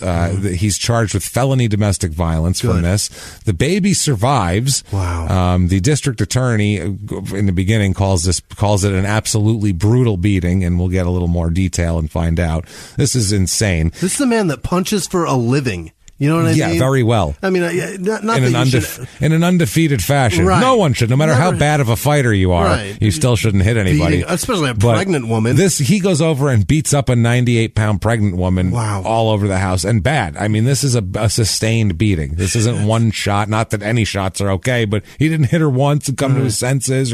He beat the shit out of this poor woman. She didn't train for this. No, she's not John Brown. So she has no stance on slavery at this point. So he's charged with felony domestic violence, also charged with false imprisonment and having a prohibited weapon. We'll find out what that is in a minute, because that's where this really gets even fucking crazier. If you think just the broken collarbone and ribs and all that shit's crazy. He needed a weapon? Oh, where do you hear this shit? He's free on $100,000 bail. His bail was increased from $20,000 to $100,000 because they were, they should said be some Dr. Evil amount. That's crazy. It's crazy. That's what I mean. Bananas. The beating was absolutely ridiculous. During the arraignment, when his bail is upped, the victim's mother is outside, and she says that she was unhappy that he could get out of jail just because he's successful. She says, quote, anyone else would be sitting in jail. She loves this man, and he said he was going to take care of her. Thank God the baby is still alive, which I would say. So the district attorney was trying to get bail of $250,000. The judge rejected that. In the district attorney's plea for this, the DA said, quote, this was an absolutely brutal beating. She has a broken collarbone, 2 fractured ribs, and a bruised spine. She has not lost the baby yet, but it is of great concern. This is fucking crazy. This is nuts. And he has no reason conceivably to do this outside of alcohol and brain damage and weird ego problem. So she ends up spending the night in the hospital. It takes her a while to recover from this, obviously. If you've ever had broken ribs, there's nothing hurts like that. And if you have a bruised spine and broken ribs, and a collarbone is uncomfortable too. There's nothing you can do for either of those. None of those. Basically, if she coughs or sneezes or hiccups, she is in horrible pain in 3 different places. And she's pregnant, so she sneezes, it hurts, and then she pees herself. And she's pregnant, so she's uncomfortable anyway, probably, and then you add this in. So, at the arraignment, the DA said that it was a prank call that sparked Corrales' rage. The DA said, quote, he accused her of having something to do with it.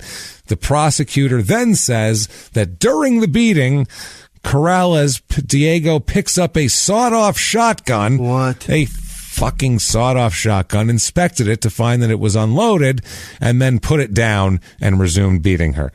He beat her, picked up a shotgun, was like, well, let's see if I can shoot her. Oh, no, that's not loaded. Well, I better keep beating her.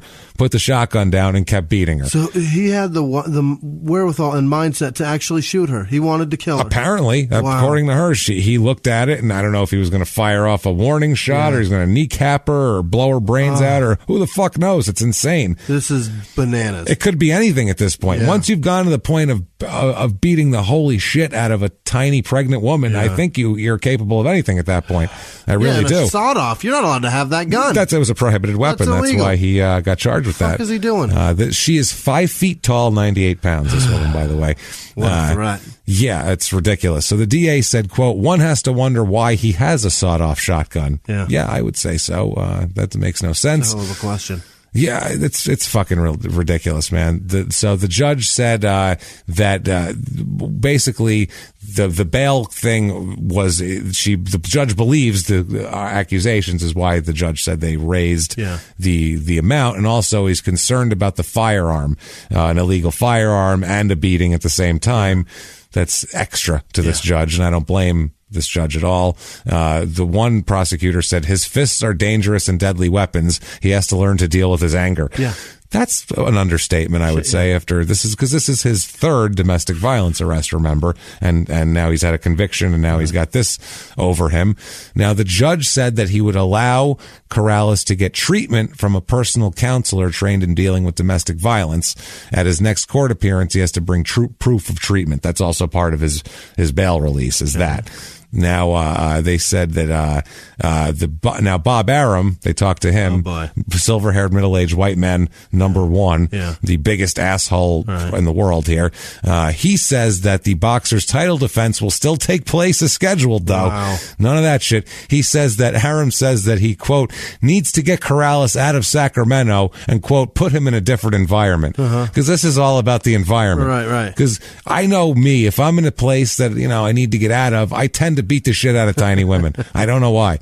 It's a weird thing. I'm like, I really got to get out of here. Where's a small woman I can just beat within an inch of her life? Especially if they're super pregnant. Does it say, is she pregnant? Fuck. Ooh, sweet. Now I have a target. Yeah. Great. Jesus Christ. Otherwise, I don't know where to hit her, but that's a real, can really work it over. What a fucking asshole, man. So, put him in a different environment. Right. Thanks, Bob. Appreciate it. Yeah.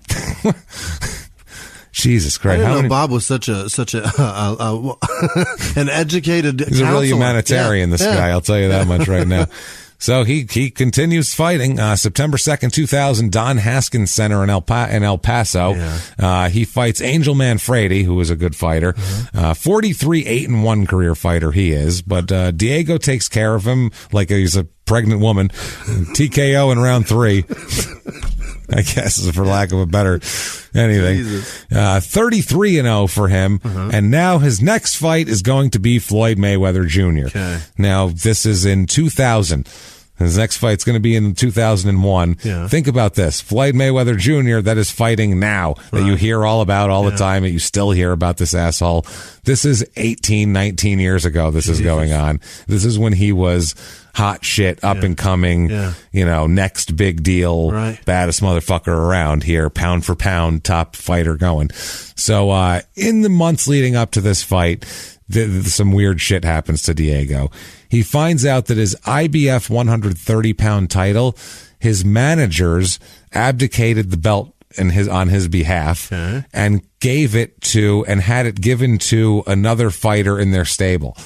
So basically to up this guy's his stock because Diego didn't need it because he's fighting Floyd Mayweather and he's on TV. It doesn't matter. So he says that the whole thing, his managers started fucking him over at this point. He says, this is Diego here, quote, I had a real estate company at the time in Phoenix. Next thing I know, one of my friends comes on the computer and says, you vacated your belt? At that, which is crazy. Yeah. He said, quote, I'm starting to read this article about me giving up my title, and I felt like I didn't have the opportunity to give up my belt. It was my right to give that up, not theirs, which, yeah, I would say so. So he sues his managers and settles in arbitration for an undisclosed sum. This is all going on before the biggest fight of his life, which is distraction that the dude doesn't need going in here. So now Floyd has been all the way up to this fight. Floyd is endlessly fucking with him as Floyd Mayweather talks shit, as we know to this point. All he does is talk shit.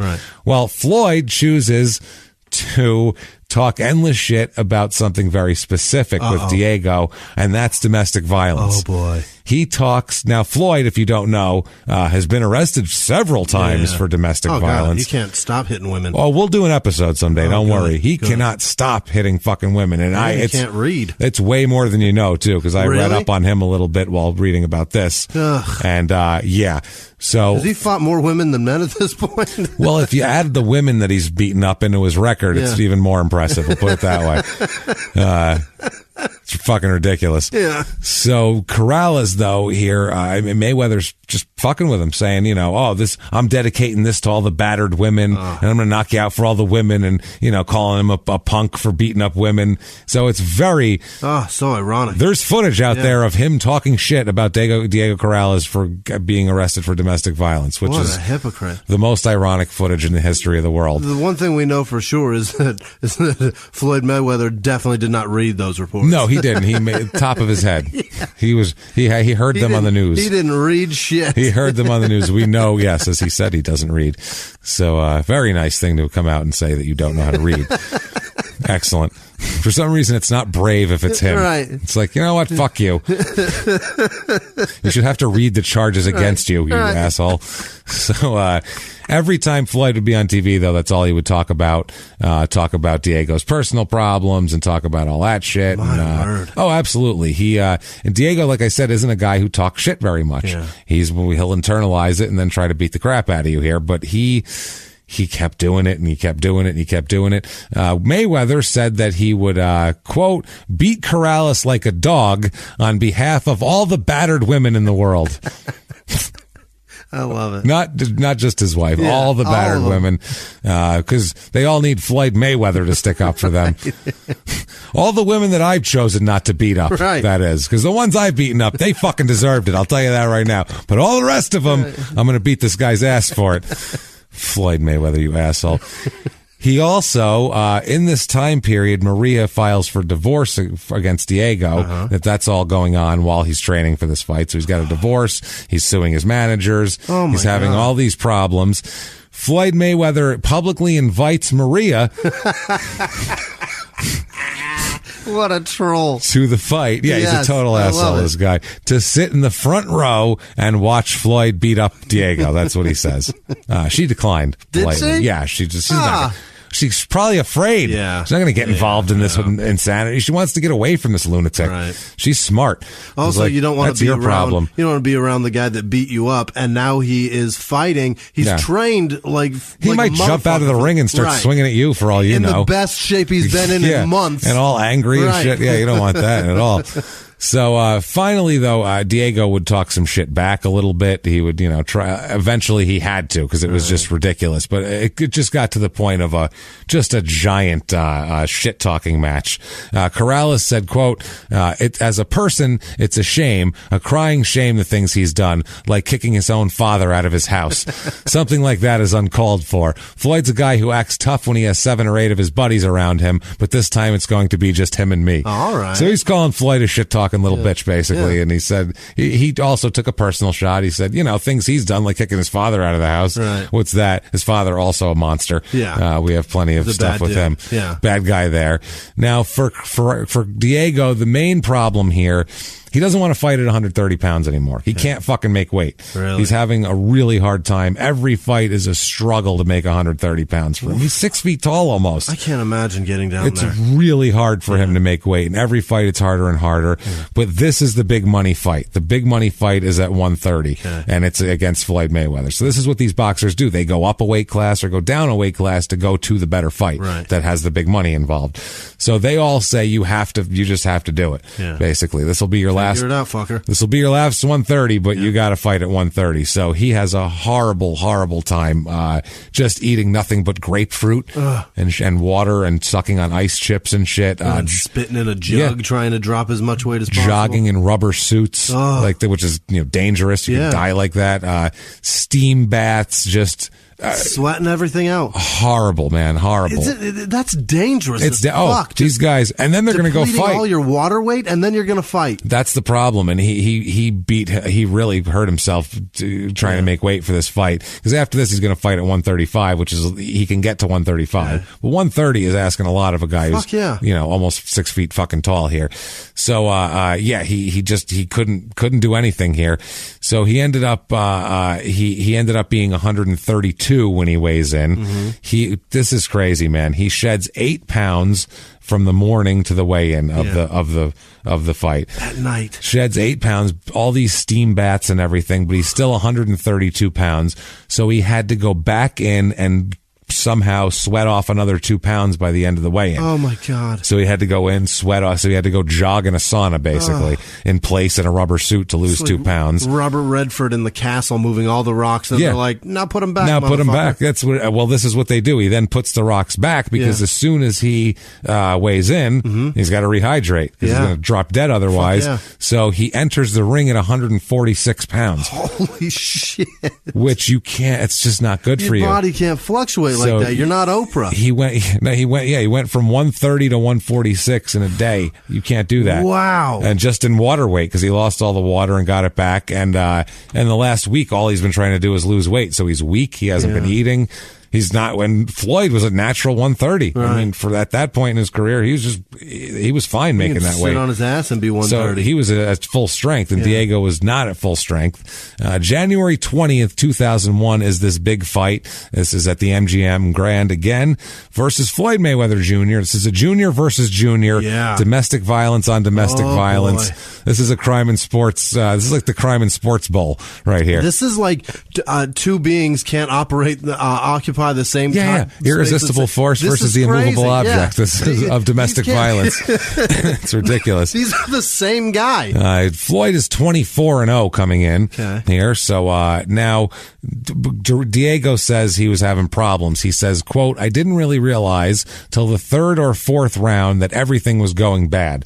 And I was cramping up. My legs started cramping real good, and I'm going, what's the deal here?" His body is betraying him because he's all just out of whack. He doesn't have he doesn't have vitamins in him and everything else. This to yourself. He's flushed all his vitamins out and everything. He's a mess. So he's a complete mess. And Mayweather's he's a bad motherfucker. He is. He's an asshole and he's a jerk and he beats women up and all that. But in the ring, there's just nobody can beat him. No, he's still undefeated. He's real good. He just beats the shit out. He's amazing. He's a surgeon. You just can't do anything to him in there. And now Diego is Mayweather's winning this fight all the way through. Yeah.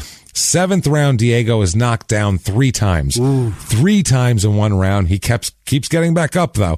He keeps getting back up. Mayweather kicks his ass more. Yeah. In the 10th round, Diego is knocked down 2 more times. And at this point, his stepfather, who is his corner man, steps in and throws in the towel. Attaboy, Ray. Because Diego was not going to quit. He's just going to keep going and getting the shit beat out of him, and he had nothing left in his body. So Diego lost it, though. He's screaming, "What the hell are you doing?" He's losing his mind, going, "I don't want to stop. I don't want to fucking stop." He's Brad Pitt in Fight Club bleeding all over Ray. Why'd you make me stop, Ray? He's losing, except this is for millions of dollars, so it's a little more important, too. And Diego said, quote, I would rather fell out dead in that ring than let that fight pass me by like it did. I don't think I talked to my dad for 2 weeks after that. I couldn't bring myself to talk to him about it. When it came up, I told him, hey, I felt what you did was wrong, but it's water under the bridge. So he wanted to keep going for some reason. That's ridiculous. If you've seen the fight, there was no reason for him to keep going. No. He was getting fucking rocked. Probably lost all 10 rounds up to this point. Why keep going? You could see it in his legs. He was just, he had it in his brain to do it, but his body wasn't there. It just wasn't there. If you don't have the strength. So, it's stupid. So he's lucky he got the towel thrown in. He might have gotten even more brain damage. He may have been killed. Than he's gotten. So, this is a TKO in round 10, bringing him to 33-1. Yeah. And, his problems were, he also ends up that it comes out later on that he had bronchitis at that same time. So he's losing weight. He had bronchitis, and it's hard to get your air. That is tough stuff. In boxing, box for 1 3-minute round, and you won't be able to breathe for 10 minutes. You won't be able to breathe for 10 minutes. If you don't do that normally, box for 10 rounds. Getting punched while you have bronchitis after you just lost 15 pounds in water and then gained it again in a day, and then you have bronchitis. That's brutal. It's absolutely brutal here. Now, in addition to this, his managers that he's suing here, this Barrett Silver, his name is Barrett Silver. Wow, that's Barrett's, that's boy. That speaks volumes. That's Silver right there. Barrett Silver with the junior. This is silver-haired middle-aged white man. Barrett silver-haired middle-aged white man, and Cameron Duncan. Yeah. So these are some middle-aged silver-haired middle-aged white men here. They filed an injunction seeking their share of the purse for the Floyd Mayweather fight. Of his here. I guess Corrales' lawyer refused to have the purse put in escrow until their dispute could be arbitrated. So they said they need that. Now, Duncan, the one manager, said, quote, "I felt so bad for him I had tears in my eyes during the fight. He had nothing. He didn't have his strength, and they didn't have any strategy.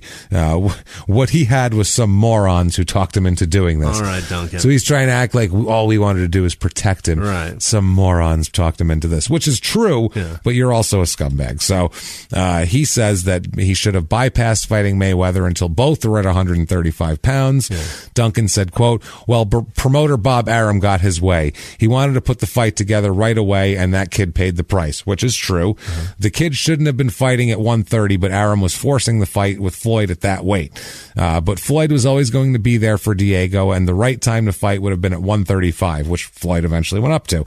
Maybe Diego wouldn't have won, but it would have been a completely different fight at 135. That would have been an awesome fight. Them fighting at 135 would have been fucking fun. Shit, yeah. That would have been awesome at that point. That would have been great because Diego wouldn't have been a shell, and Floyd eventually went up to 135 and was natural at it, because Floyd was like, he looked 12 when he first started fighting. He still looks like he's young. But he's near 50, isn't he? He's in his late 30s. Oh yeah, I think he's in his early 40s, 39 now, maybe something like that. 40. That. He's closing in. Way too old to have that kind of hand speed still, but way too old to be that goddamn good. Yeah, he's ridiculous. So he's an asshole, but he's goddamn good. So he also says that he would have. He said if he would have fought Mayweather at 135, he would have been in line for fights later on against guys like Mosley or De La Hoya. He said those are $4 to $5 million fights. So much for 5 years of hard work is what he says, because he said he blew it on this whole thing. Another guy says, quote, "To tell you the truth, I wasn't shocked by what happened." This is Ray Woods, his stepfather, about the Mayweather fight. "To tell you the truth, I wasn't shocked by what happened." He says, "I just feel Diego went into this thing overconfident from the beginning and didn't really put in all the hard work he normally does.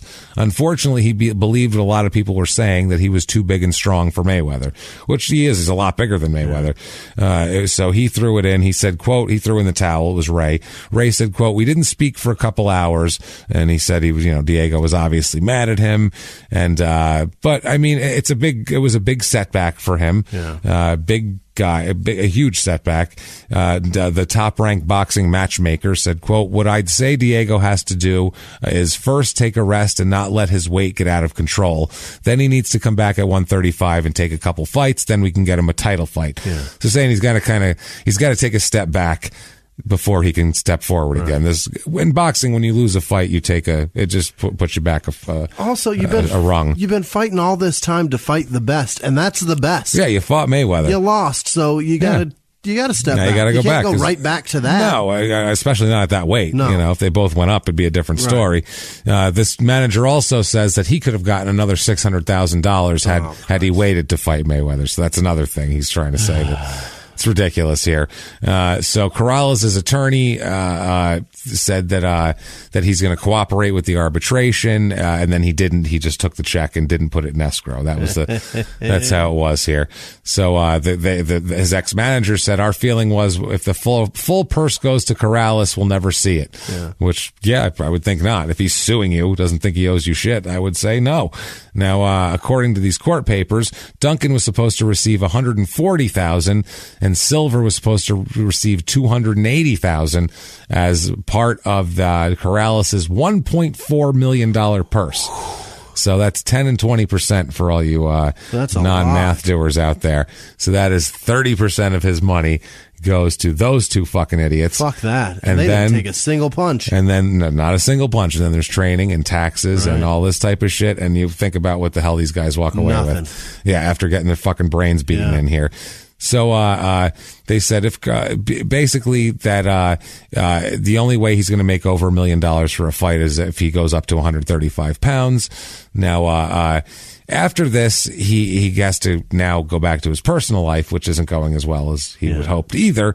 He's denying all the domestic charges with his wife. He's saying he didn't do any of that shit with his now ex-wife. And he's saying that, a conviction here, because he already has a conviction, is going to fuck him good. Mm-hmm. So his lawyers are trying to convince him to take a plea bargain, and he eventually agrees to take a plea bargain on this charge. Okay. He admits involvement in a violent incident between him and his ex-wife, but he does not and will not specify exactly what occurred. Uh-huh. That's the terms of the deal. He'll just say that admit to being in a violent incident, but doesn't have to give exact allocution of exactly what he did. Now, he outside of the court, he has a lot to say. Plenty to say when it's not in court. Right. He says, when quote, it's not on the record. Yeah, listen to this shit. This is amazing right here.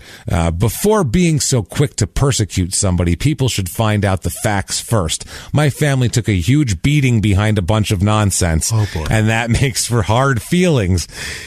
Oh my God. How do you say that when there's a woman that got beaten? Oh God, Jesus Christ. How tone deaf can you be of the world to say, he said we took a huge beating and then hard feelings, which also took a huge No, one member of your family took a huge beating. Two by her, counts, and then you by Mayweather. But no, but I mean in the house, her and the baby too. So yeah, they got their asses kicked. Wow. He claims that his ex-wife has her own agenda, both personal and financial, and but he ends up pleading anyway here, and he pleads guilty to felony domestic violence in February of 2001. And the judge here is not very sympathetic with him, as I would imagine. And he gets you, sir, may fuck off 2 years in prison for this. He gives him, he ends up serving 14 months in prison. Okay. But that's a lot for him at this point, I would say. He could have killed a fucking tiny woman who's pregnant, which I don't know if 14 months is enough for that shit, honestly, for the beating he put on this woman. That was crazy. So he said that this gave him the time to contemplate the impulses that led him down the wrong path. And that's what he's good now. Yeah. He says that he didn't encounter any trouble in prison. No shit. You're a fucking professional boxer. You're a man that beat up a woman. You have zero qualms about punching anybody. Well, they probably saw the Mayweather fight and went, well, fuck, Mayweather's pretty good, and he keeps getting up. He keeps getting up every time Mayweather knocks him down. I don't think I want to fight this man. I don't think a shiv is going to stop him. No, he said he was mostly left alone to jog and shadow box in the yard to pass the time. Yeah, they're watching him going, Jesus Christ, look how fast his hands are. He beat the shit out of me. Yeah. That's scary. He says, Diego, about this, it was definitely a tough thing to go through. Actually, I got pretty fat. I came out about 180 pounds. Whoa. I ate very well. Whoa. That is 50 pounds over fighting weight. My fuck. $180. In 14 months? 14 months. Whoa. He gained a shitload of weight. Also, this is crazy. 180 pounds. Yeah. This is, at this point, Mayweather's manager, James Prince, shows up here. To the jail? To the jail to talk to him and introduces himself to him. And he says that he ended up becoming friends with him over the time he was in the jail. I don't know why he did that. This is strange. It's really weird. He says that Corrales said that he said about Prince, this guy, he says, hey, I want to talk to you. I want to meet you. And Corrales said, I'm like, whatever, I'll listen to you. I'm still a little hot about what went on, them talking shit about his domestic violence and shit. He said he came down there. He talked about us getting together and doing business together. And then he said he'd be back next month. And then he said, Diego said he kept his word and he came back the following month. He said, this will be the last time I'll see you, but he sent someone down there the last 6 months for my term. I can respect a man that keeps his word like that. He checked up on my family and I respect that. So he said he felt like he had a lifeline to the business and the people still gave a shit about him. He says it's a different world in here, in prison. No shit. Guys getting sliced open, a guy trying to escape, getting shot. I saw things in here you wouldn't believe. Actually, that's prison. We'd all believe that. I believe that for You sure. could tell me just about anything happened in prison, and I'd fucking believe it. No shit. Really. Yeah. Anything. I can't think of a thing that could happen to a person where I wouldn't believe if it happened in prison. Literally anything. You contracted AIDS in prison? No shit. I believe it. So I married an axe murderer when he talks about popping the eyeball out and skull fucking somebody's eye socket. I went, that could happen in prison. Yeah, I can see that. Yeah, that could happen. I'm sure it happens once in a while. Throughout prison, Michelle, the New Year's Eve woman that he met, Michelle stood by his side. She said, or he said, at the time I went to prison, I gave her all my money and said, this is to keep the house in order. I said, I won't expect to see you when I get out. I can't believe you. She said, I can't believe you said that, but I can't wait to prove you wrong. So he basically said, here's all my money. Keep my house from fucking falling into disrepair and all that type of shit. I know you'll probably just steal my money and leave, but I have nobody else to do this. So that's what he said. That's what he said. And she said that, no, I'm going to prove you wrong. He gets out of prison and she was waiting there for him. He said that she visited him every weekend. He said maybe she missed a couple, but she was there for him the whole time. He said, quote, once I was out of the gates, I'm looking at this woman and saying, this is an amazing woman. And then they end up getting married on New Year's Eve 2003. After he gets out of jail. So he gets out of jail and they ask him how he feels about jail. Yeah. And I think this is a good in their own words territory here, because it's always, he's going to have some self-pity or something like that, but we'll find out what he does here. So let's do Have you heard him speak? Yeah. Is it just like talks like a dude. Just like a dude. Yeah, just some dude. Yeah. In their own words, quote, I can't be bitter. The people who come out and are bitter or sour are beaten. I can't afford to be beaten. Yes, I had a tough stretch, and yes, it's taken me a lot of hard work to get this frame of mind. But I can say things like that with a smile. It gives me pride. Yeah. What, that you beat the shit out of your fucking pregnant girlfriend and went to prison for it? That gives you pride? Not just that. What the fuck are you talking about? But what you do for a living is something athletic, and it takes your body being in good shape. Yeah. And you're fat as fuck right now, sir. You stupid asshole. So, fucking idiot. You're going to smile through that? A Showtime boxing analyst said, quote, I don't think it's going to be very difficult for Corrales to regain his form. He's young enough to have survived the layoff and jail time without crippling effects. Corrales was one of the hardest hitters in the game as a 130-pounder. I'm sure he'll carry his power with him to lightweight. So far, the evidence is he's done just that. He says, quote, I want to get back to being a world champion and supplying a good living for my family. As long as I could do that, that would be great. Yeah, that would be great. At this point, fluff pieces abound. Really? Everywhere. Diego turning your life around, fighting uphill and fighting through the hard times. And you name the cheesy fighting and demons and, to a better time, horseshit fucking wordplay of every title of every goddamn article. Oh my God. They talk about how he met his current wife. He met Michelle before he went into prison and they were so close in prison. And now they live with their 4 children in a cul-de-sac in Las Vegas, a nice little house. And they said now this one, quote, a wild night entails swimming in the backyard pool or watching tapes of old fights in their home theater. Now he's a domesticated, all chilled out. He's good now, everybody. He's good now. Yeah. It's okay. Everybody back off. He's fine. He's studying game tape and swimming now. Yeah, with his kids. No more pregnant girl punching. Oh my, never. He says, Jesus Christ, this is a promoter, Gary Shaw. He says, quote, my wife met Diego and was like, he was the one who went to jail. For the life of me, I can't square it. So he's just too nice. He's just such a nice guy. I can't believe he almost murdered a pregnant woman. Right. It's amazing. At this point, there's an interview if you want to know a couple of little tidbits about it, because it's fluff pieces. And now we got to, hey, they're just like us. Here's his like Us Weekly interview basically here.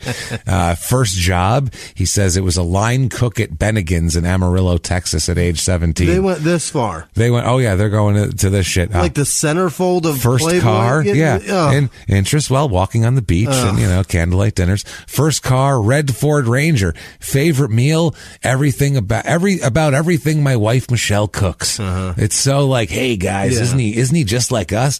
Favorite breakfast cereal, Lucky Charms, which I can't disagree with him. That's pretty goddamn good. Did I ever tell you guys I beat the shit out of a leprechaun? It's a good choice. I did. I beat him good. I have a lifetime supply of this shit. Get all I want now.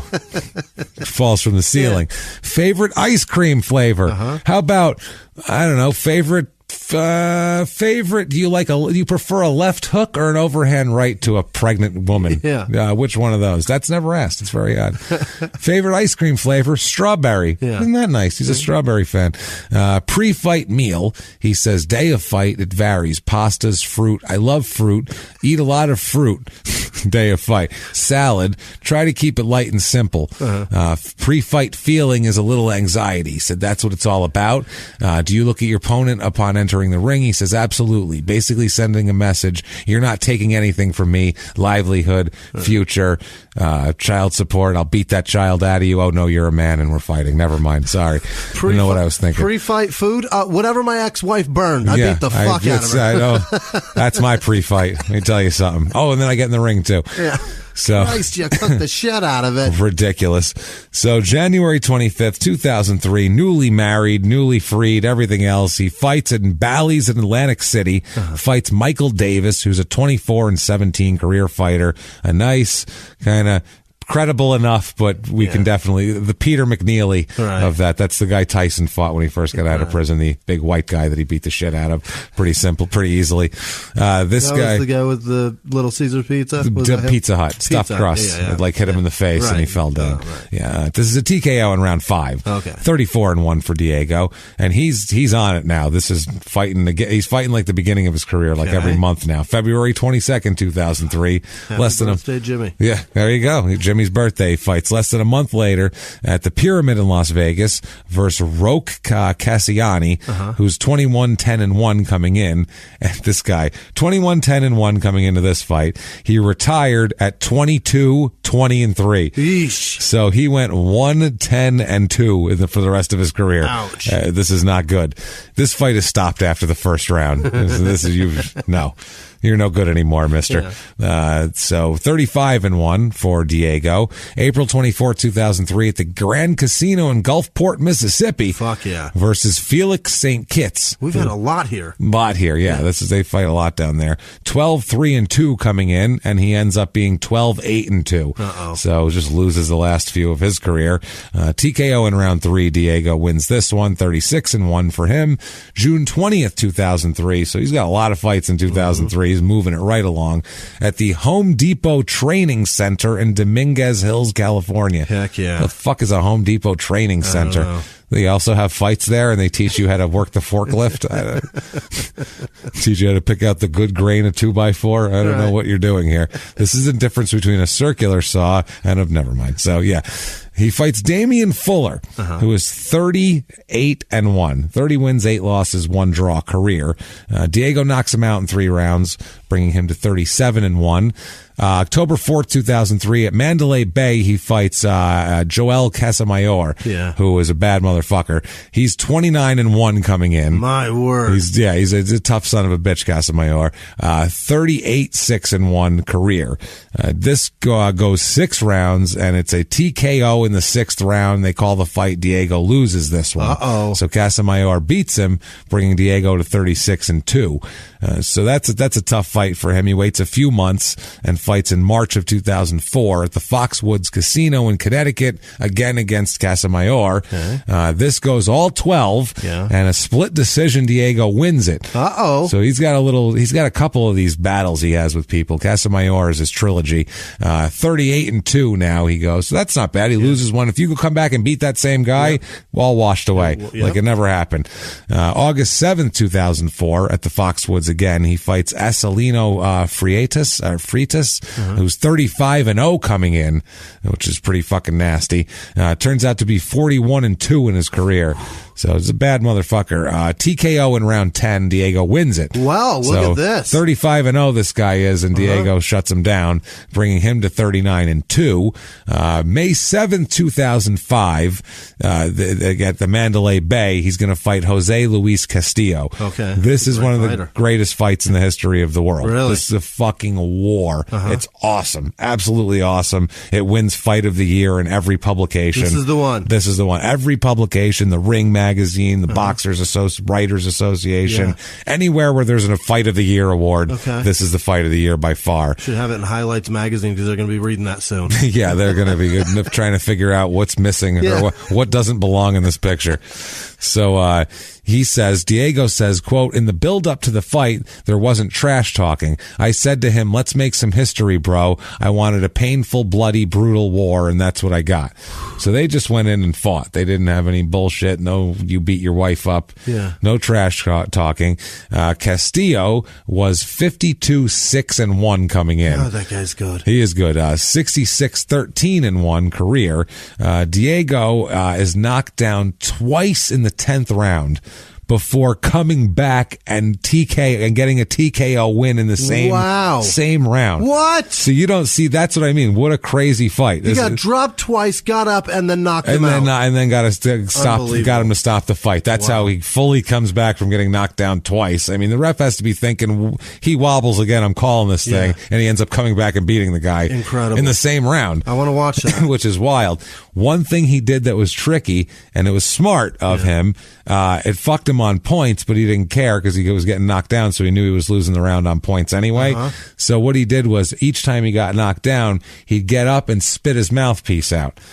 Now, what has to be done, you spit your mouthpiece out. That's why guys do that. They immediately take their mouthpiece out because the ref's got to put the mouthpiece back in. Oh, that's gives the you more rule. Time. So that gives you whatever. So if you spit it out, he's then got to pick it up, figure out which way it goes, open your mouth, put it in. That's another 5 seconds you get to get your shit together. Yeah. So he did it on purpose. He got up. He did it when he got up. He got up and went, just spit it right out. Okay. The ref came over, and that's how it works. Brilliant. Smart. Yeah. Smart shit. I mean, that's just one of the tricks of the trade if you're a guy who's had 41 career fights. Yeah. So this is 40-2 now from here. He said this was a war, though. Yeah. They talk about him in a magazine piece that he says that he, later on that night, he was, trying to walk to go take a piss, and he couldn't hardly walk. Yeah. And he was pissing blood like crazy. They call it a war because in war you lose some shit. Yeah, that's way. Well, he lost some kidney function. Apparently, he's pissing blood. He said that his eyes. He was so swollen, his ears were ringing the whole time. He couldn't get the taste of blood out of his mouth. He said his jaw was so swollen that like everything was messed up. He said his wife had big oversized sunglasses that wouldn't even fit on his face because it was so swollen. He said he's just a fucking mess. Yeah. But he was thrilled to win the fight because that was a tough fight for him. Now, next fight for him is October 8th. 2005 at the Thomas and Mack Center in Vegas, again versus Jose Luis Castillo. So this fight is a knockout in round 4, so this doesn't go quite as long. 47 seconds in round 4, Diego gets knocked out. So this is a weird thing for him. So now he's 40-3 after that fight. So, but the first fight, like I said, all sorts of, match of the year, everything like that. But now he loses a fight October 8th. Later on in the month of October, he's arrested for a DUI in Vegas. So now he's got another legal thing over his head. And it doesn't help that he's got domestic violence and all this type of shit. So he gets a DUI, and you'd think at this point he's going to chill the fuck out. Right. And not, withdraw at least for a little bit. You're lucky you're not in prison still. Right. Calm the fuck down. Well, instead, he doesn't have another fight between October and March, but in March of 2006, he has another DUI charge. No. So, 2 DUIs in a 6-month period. How do you do that? By you don't not, care, not giving a shit, getting drunk and fucking driving. I mean, he should have got a DUI for driving over to beat the shit out of his wife to begin with in the first one. So is he on probation at this point, though? Yeah. He's got all sorts of problems now. So now that's all coming up too because he's got the old shit looming, hanging over his head here. This isn't just a DUI charge. This is also charges that include speeding and evading a police officer. No. So he tried to run on top of it. So. Not smart at all. He's fucking 10 different kinds of dumb right now. Feeling fucking stupid. Sitting in his cul-de-sac. His perfect little life with his new wife and his 4 fucking kids. And, it's perfect. Life is perfect for him. And he thinks everything's perfect. He doesn't understand why the world is after him, is what it is. Little tiny women, just urging him to beat them. They're urging him to, Jimmie. Police are just baiting him to drive drunk. That's what it is. They're saying, you know what they say? They go, Diego, come on, let me buy you 5-6 beers. Cops do this. And then they go, no, you look great. Drive. You're doing great. And then they radio in to get him. That's how it works, man. It's just, he has to sit in his house. He has to sit in his house and take it. And he's mad too because now he's got all these legal things. He hasn't fought in a few months. So there's no fucking money coming in. And he's got a wife with a new kid. She keeps spending all sorts of fucking money that he's going crazy about because she kind of left her in control when he went to prison and said, here's my money. When he got out, he didn't take it all back. She's like in control of the finances. So she's doing this. Jesus Christ. He said that at this point, she spent more money decorating the house, like on furniture than the house cost. Ridiculous. Fucking hiring ridiculous people. She hired Dexter Manley, interior decorator from New York City. And he said,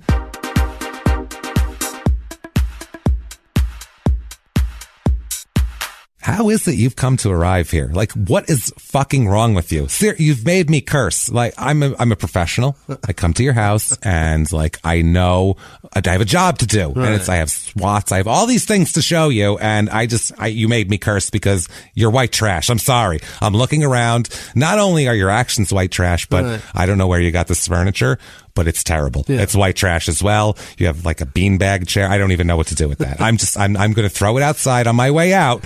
That's free. Consider that on the house. There. I've improved your situation. You're white trash. I'm not dealing with it. Goodbye. Poof. And in a puff of purple glitter and feathered boa, he's gone. And Diego's swinging at the air. He's tried to hit him. He really did, but he missed. See, Dexter's quick. You can't fuck with Dexter. Pretty fast. People have, you know what? People confuse Dexter sometimes, and he never knows how he's going to come across, so he's always ready to duck and shive and move, and he knows what he's doing, Dexter. You're not going to fucking hit Dexter. And if you do, Dexter's a trained killer, actually. Dexter's a bad man. He's a bad man. I've heard things. Let's just say that. You don't want to kill. License to kill and decorate. July 2006, the most obvious thing in the world happens. His vehicle and motorcycle driver's licenses are revoked. So that is clearly, you knew that was going to happen. No more of that. This is when he is convicted of drunken driving from the October 2005 arrest. The first one. He's still got the other one hanging over his head. And on October 7th, 2006, he's also got a fight hanging over his head here at the Mandalay Bay versus Casamayor again. Oh no. So this is, he's got the third fight against a goddamn tough fighter who he's lost a fight against coming up, and he's got all this other shit going on. Once, it's so weird. You see this every fighter. Once they get out of the realm of just concentrating on boxing and they have legal shit and craziness going on, they fall apart every time. It just happens. So this goes all 12 rounds. Again, think about the beatings and the wars and the brain damage this is giving him. Split decision. And Diego loses. Ouch. How close is that to go all the way and to have one of the guys said you won? Like, fuck, man. Somebody agreed with you. Yeah, so this brings him to 40-4. Now, October 2006, he leaves the promoter Gary Shaw for Golden Boy Promotions with Oscar De La Hoya, who we've heard a lot about here. Free pair of fishnets every time he signs up. There you go, and some lipstick. He says, Diego says, at this point in my career, it's important that I can go into a fight knowing that the business outside is taken care of. Shaw, his old manager here, one of his other guys, he says, not manager, but the promoter. He says that he's furious and he insists that he still has a valid contract with Diego and includes the right of first and last refusal on future fights. So he's basically he wants to have Corrales for life, is what he says. He says, I could have him for life if I want to, based on this contract, is what he's trying to enforce here. They said that it was Shaw who took on Corrales after he got out of jail, and he's trying to say that, I helped this guy and I brought him out when he needed my help, and now he's trying to dump me and I have a valid contract and all this shit, basically. Yeah. He's talking about how, Diego would fail to make weight on fights, and, he was basically trying to say, like, Diego was the one thing. Fuck Diego Corrales, number one. He's an asshole. He beats the shit out of women and all this type of shit. So he's a dickhead. But that still pales in comparison to a manager, right? Who would have not only beaten his wife, but then drugged her and fucked her in the ass if he could have, I'm sure. That's how managers are. Right. They're terrible people. For every horrible Diego Corrales out there, there's a guy behind him 10 times worse. Absolutely. Who wants to steal money from that person. Based on their hard work and them doing dick in comparison. A lot of these boxing managers are bad people, and promoters are fucking the worst. Oh. See Bob Arum, Don King, anybody. So, they have a fight about this sort of thing. January 2007, he has a court appearance for his second DUI, his March 2006 DUI, and he fails to appear in court for it. Why? What the fuck are you doing? I don't know what he's thinking. I don't know if he was shit-faced or what. Forgot? He fails to appear in court, which is ridiculous. Imagine...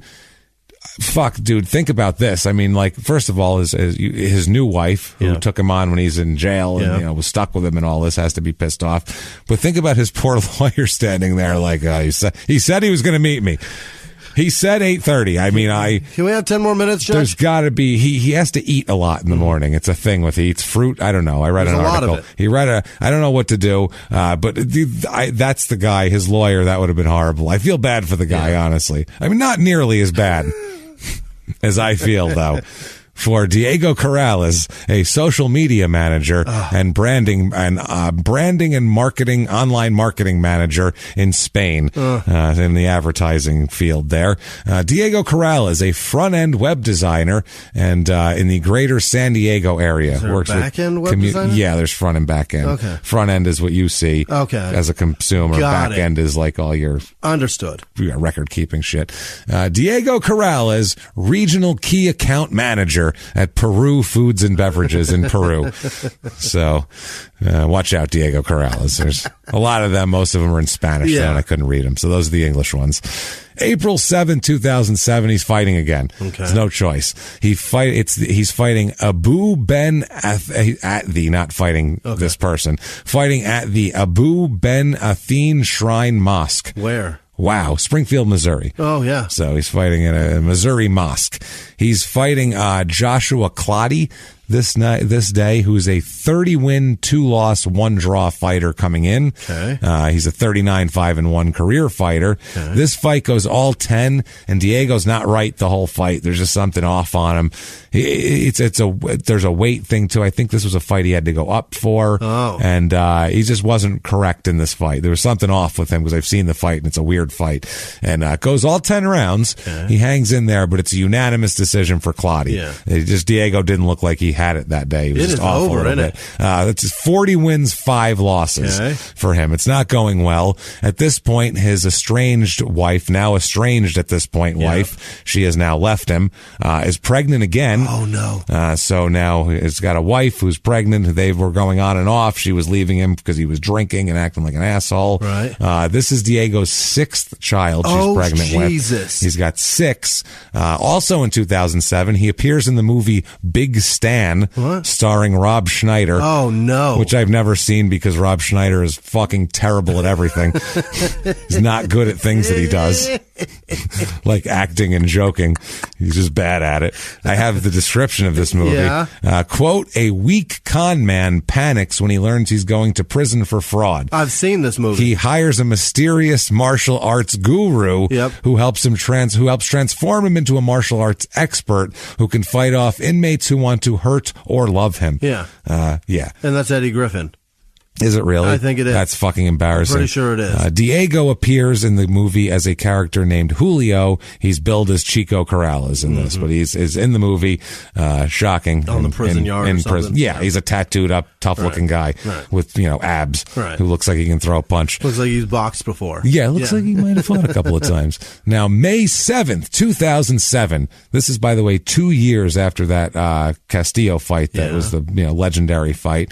Corrales is riding a 2007 Suzuki 1000 motorcycle. Oh, boy. It's a Suzuki GSXR 1000. Yeah. Yep. Fast as fuck. Yeah, is basically what it is. They're insane fast. Yeah, they're dangerous fast. Yeah. Like at the dealership, they tell you should take like crazy, like weird lessons before buying You one. should likely not buy this if you've never bought a motorcycle. They said literally you should go to like one of those race schools and train before you buy this bike because it's fucking ridiculous. They are stupid fast. Stupid fast. So yeah, he gets one of these. It's a 2007. It's brand new. He's riding at a high rate of speed. He is on. He's going north on Fort Apache Road outside of Vegas, outside the Strip. There, he's driving this. He purchased this bike 2 weeks earlier, by the way, at Carter Motorsports, which is a dealer there. So. He is trying. He's trying to pass a 1997 Honda Accord on a residential on the street here to avoid. As he's passing, there's an oncoming Mercedes coming, so he gets back in the northbound lane. He gets back in the lane and slams into the Honda's trunk. Oh, no. In front of him. He's wearing a helmet with a full shield and all that type of shit. He has no license, obviously. No. He's thrown 100 feet from the bike. Fuck yeah. And lands into a 2004 Mercedes. Oh, Jesus. And is, so that's 100 feet off the bike, flies off, lands into the hood of a Mercedes. Ouch. Which is like a cartoon accident, basically. This is fucking crazy. The driver of the Honda suffered a minor shoulder injury, and Diego is pronounced dead at the scene. What? He's dead. It's over. It's over. Holy shit. He flew into a 2004 Mercedes-Benz sedan, 29 years old, pronounced dead at the scene. Wow. That's fucking, like a Rob Schneider movie. It's pretty much a Rob. He lived a Rob Schneider movie and he died a Rob Schneider movie, Jimmie. His MySpace page said he enjoyed riding bikes and watching gangster movies, skiing, and playing golf in his spare time. He has 5 children with a 6th on the way coming up here. Gary Shaw, his ex-promoter, said he fought recklessly and lived recklessly. That was his style. Yeah. No shit. He says about riding motorcycles, they asked him the year before, you do a lot of crazy shit kind of out of the ring. Yeah. Do you think you should not do that with an athletic career? He's fucking dead. He said, quote, I'm only young once, and unless someone hasn't told me something yet, I only get to live once. If I couldn't do this stuff now, stuff I always wanted to do, I'll never get a chance to do it. Well, there you go. You got no more chances. No more chances. Las Vegas police blame speed and inexperience on that type of bike for the crash, saying it appeared Corrales did not have a Nevada license or motorcycle license, and they said they were trying to calculate the speed, but all they could calculate was it appears he was going well above the posted speed limit of 35. Yeah. If you hit something and fly 100 feet off, you were going way over 35. Yeah, he was probably doing 65, 70. He was trying to pass a 35, so he probably slowed down and then jetted in, and it's a fucking disaster. Now, they said about the motorcycle riding, his trainer, Joe Goosen, said, quote, it was a concern to everybody. To be quite honest, that bothered me the most about Diego. He fancied himself as a clever motorcyclist, and I would literally cringe when I'd see him riding a bike. Yeah. Any of those athletes, Gary Shaw said he would try to convince Diego to be more careful outside the ring. He said, I would try to talk him out of motorcycles and the skydiving, and he'd put his arm around me with a smile and say, chill out, relax, don't worry, it's all good. I was going to go skiing once, and I said, Chico, you don't know how to ski. And he said, I can go very fast down a mountain. He's just fucking crazy. He said, we knew about the motorcycle. He lived his life the same way he fought, with reckless abandon, which is true. Yeah. Now, he said this Lamparelli, who's a close friend of him, has said, quote, it was always a concern. I don't know how many times I told him to be careful, but the way Diego lived his life so carefree, especially with motorcycles, you just hoped he'd be okay. So he, at this point, was separated from Michelle. She is 6 months pregnant. He has financial problems. He owed the IRS back taxes. He tried to, he's being sued by Shaw for going to De La Hoya for there. He still has that shit with the management that he's fighting from before. Corrales had also been advanced $300,000 by Golden Boy, but spent the money and was unable to repay it. So now his estate owes that also. Some of the press brought up maybe Corrales committed suicide. They're like, there's easier ways to do it than that. One of his friends said, quote, yes, he had a lot of issues, but if he wanted to kill himself, he could have taken a pistol to his head or a sawed-off shotgun. Yeah, he had one of those. Or taken a bunch of sleeping pills. The guy was wearing a helmet. Most motorcycle deaths are from head trauma, so if he wanted to kill himself, he wouldn't wear a helmet when he's going 100 miles an hour. Right. Probably true. He also said that he liked doing those things. He was an outdoors kind of guy. He loved going fast. I don't know if you call that an outdoors kind of guy. Goosen, his old manager here, or trainer, said that he thought Corrales, briefly, the thought of that he might have committed suicide crossed his mind. Yeah. He said, but he was an A-type personality. He never did anything that outrageous. He was riding, his riding was a concern to everyone, including his wife, Michelle, but Diego had been riding motorcycles since he was a kid. If he was traveling 100 miles an hour like they say he was, that's very disturbing. I wonder why would he be so reckless? And it was, like I said, 35 mile an hour. Yeah. A witness to the accident told police that he was going considerably faster than the speed limit, which is obvious also. It sounds like, I mean, on that bike, and it's new, he's ripping on it probably. Oh, and he's he probably fucking tearing jumped it up. on the gas to pass that car, saw the one coming, said, tried shit. to jam on his brakes, and that car's right there now, right on your tire. Yeah, so that happens. It's over. It's over. That's why you don't ride like a dickhead. Yeah, that's why you got to be super careful. Right. And if you're a professional athlete, probably just stay off bikes altogether. And you got 6 kids? How about don't own a bike? That's another thing. You got 6 fucking kids. Jesus. Now, Diego Sr., the guy or the father we talked about, not Ray the Woods. Gangster. I like to hang out with the gangsters. He says, there's a part of me that regrets not being there. And then there's a part of me where I'm very grateful that I made the decision that I made as far as Diego, his mother, and his brother. I made the right decision. I gave them a chance. He couldn't have become a champion without me with me being there. I loved him enough to let them have a life that I couldn't have given them. I was way too far into crime and getting high, and my son deserved a chance, and that's what I gave him. That whole shit that his mother said earlier, that's what he interpreted that as. He was a real noble guy. Yeah. He was super poor and gave Diego to a rich family where he could have a better life. No, you were a scumbag and you ran away on your fucking family. Wow. So June 12th, 2007, it comes out that Diego Corrales was driving with more than 3 times the legal limit of alcohol in his system. There's your problem. When his motorcycle crashed and he died here. He said, it's quite possible, a police officer said, it's quite possible that had he not been impaired, he could have prevented this accident. His blood alcohol level was 0.25, which is holy shit, 3 times the legal limit, and fucking hammered for anybody. To be on a bike to like be on that? A bike and going fast in Vegas on those strips, you're crazy. The legal limit is 0.08 in Nevada. So one of the police officers said, bottom line, no one else did anything wrong. And they said that he basically killed himself. Yeah. Everybody else was just driving normally, and he was going around them.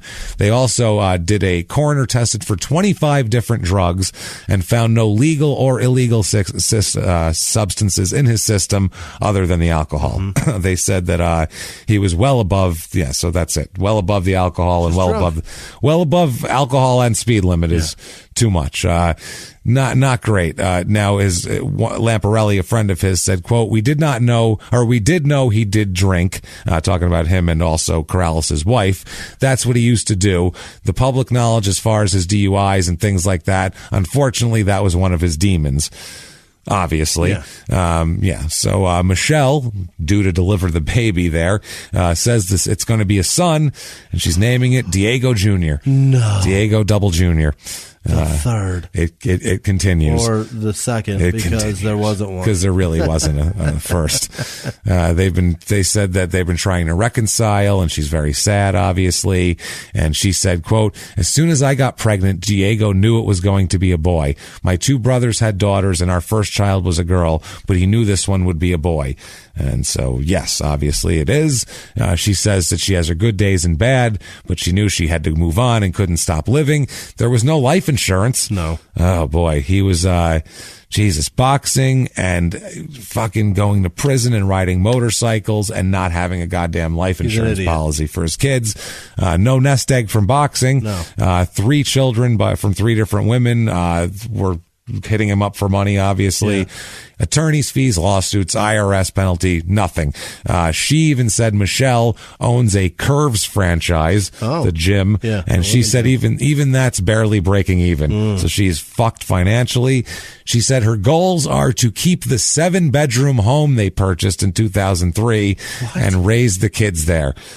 In their house. 7 bedrooms? It's a big fucking house. Sure Jesus. They made it sound like he had like a 3-bedroom. Like destitute. Well, before when they said they lived in a little Las Vegas cul-de-sac, made it sound like they had a 1,500 square foot, 3-bedroom, 2-bath starter home. No. And, no. So, she said, she wants to keep, the house for the father's memory.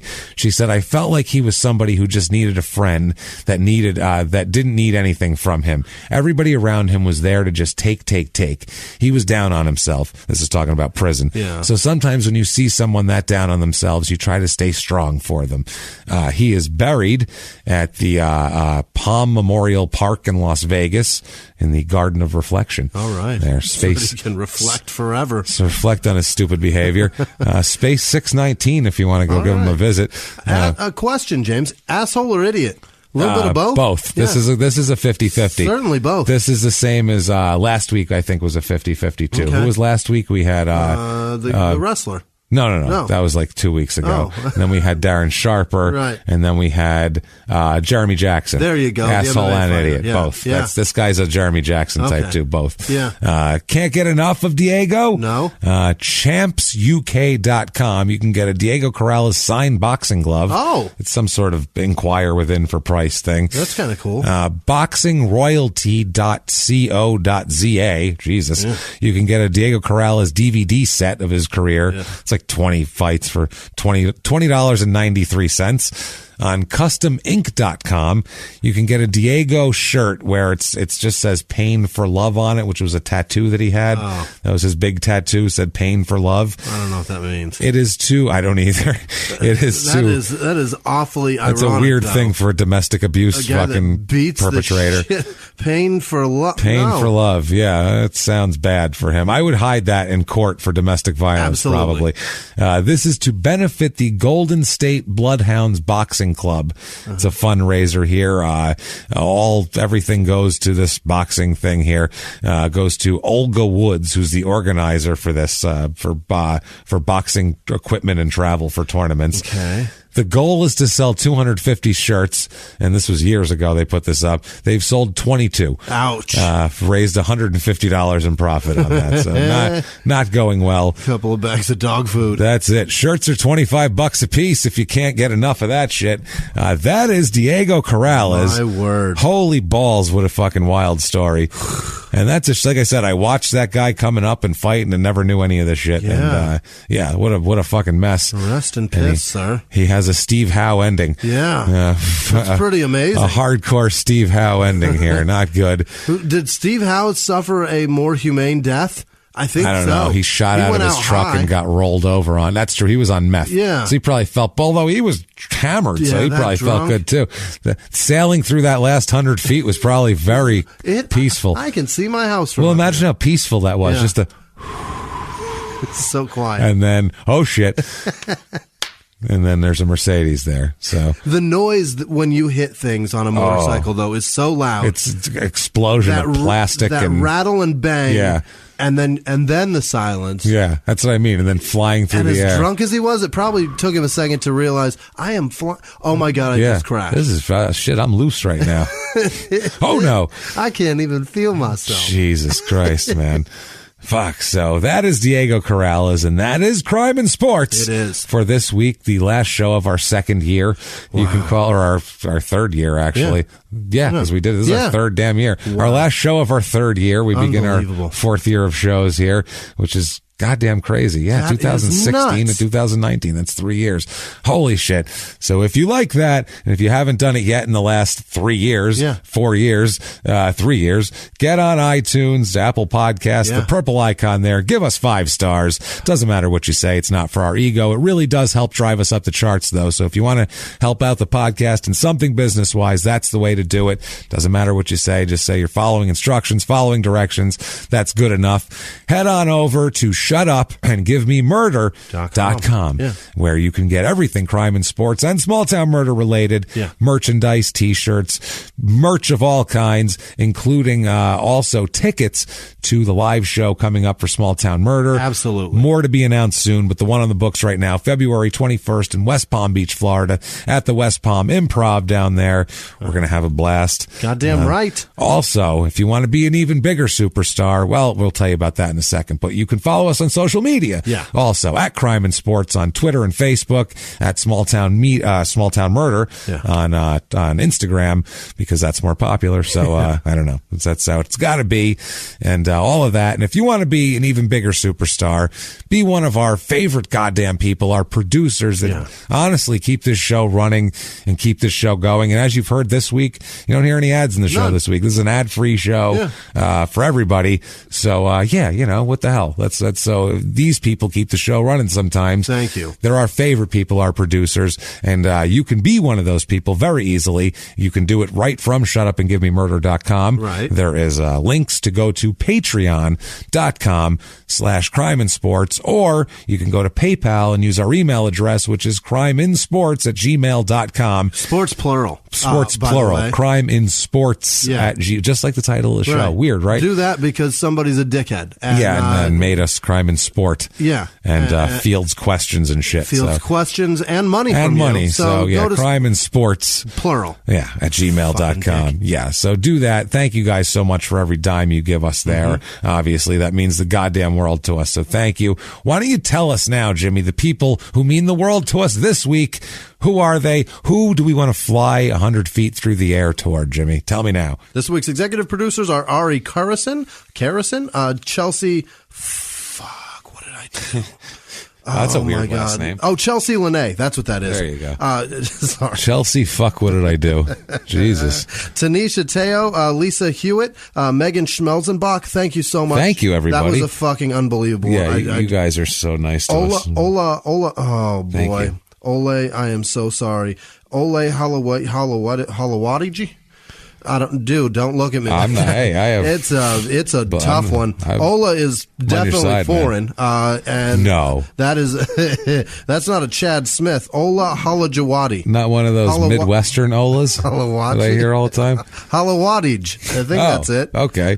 Well, thank you. I like your name and I wish we could pronounce it better. Howard Wilson, Ben Kastner, Scott Leibarger, and Michelle Gilbert. You guys, thank you so much for. Can't thank you enough. You guys really lead the charge, and we really life's blood. You. Thank you, guys. Other producers this week, we have Jacob Harshman, who went to both Patreon and then over to PayPal. Thank you, man. Karina Walker, Haley Brastaukis, Thomas Smith, Michael Bretz, Jen Stevens, Chris Courier, Matt Dietrich, Benjamin Donaki, Chelsea Morgan. You know what? She donated twice. Wow. Thank you, Chelsea. Thank you, Chelsea. Wendy Dyes, Suave Marcia Gumbo, or Marcia.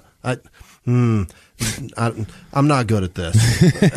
I don't know what I'm doing. Brendan Abels, Kelly Higby, Amanda Asperheim, Bill Szynski, Steve Schnell, and PA. Thanks, Steve. That's the rock and roll. Thanks, brother. Heavy metal scientist. Yeah. That's what it is. What am I doing? What's up, Steve? Thanks, brother. And in Pennsylvania, when we were at the Philly Punchline, he told me what he does. It's fucking. Oh, he's fucking smart as shit. That guy. You look at that guy and you go, "What's his difference?" You talk to him for 5 minutes. And you go, "Oh yeah, he's really smart. Clearly, he's a really smart guy." But you look at him and you're like, he looks like a roadie from Metallica. Psychopath. He looks like he looks like he'd like crush your skull for selling bootleg Metallica t-shirts in the parking lot. They'd send him out there to like kick your skull in. And then drink he's a great guy. Cheap wine out of your skull. And he's a great dude. He's amazing.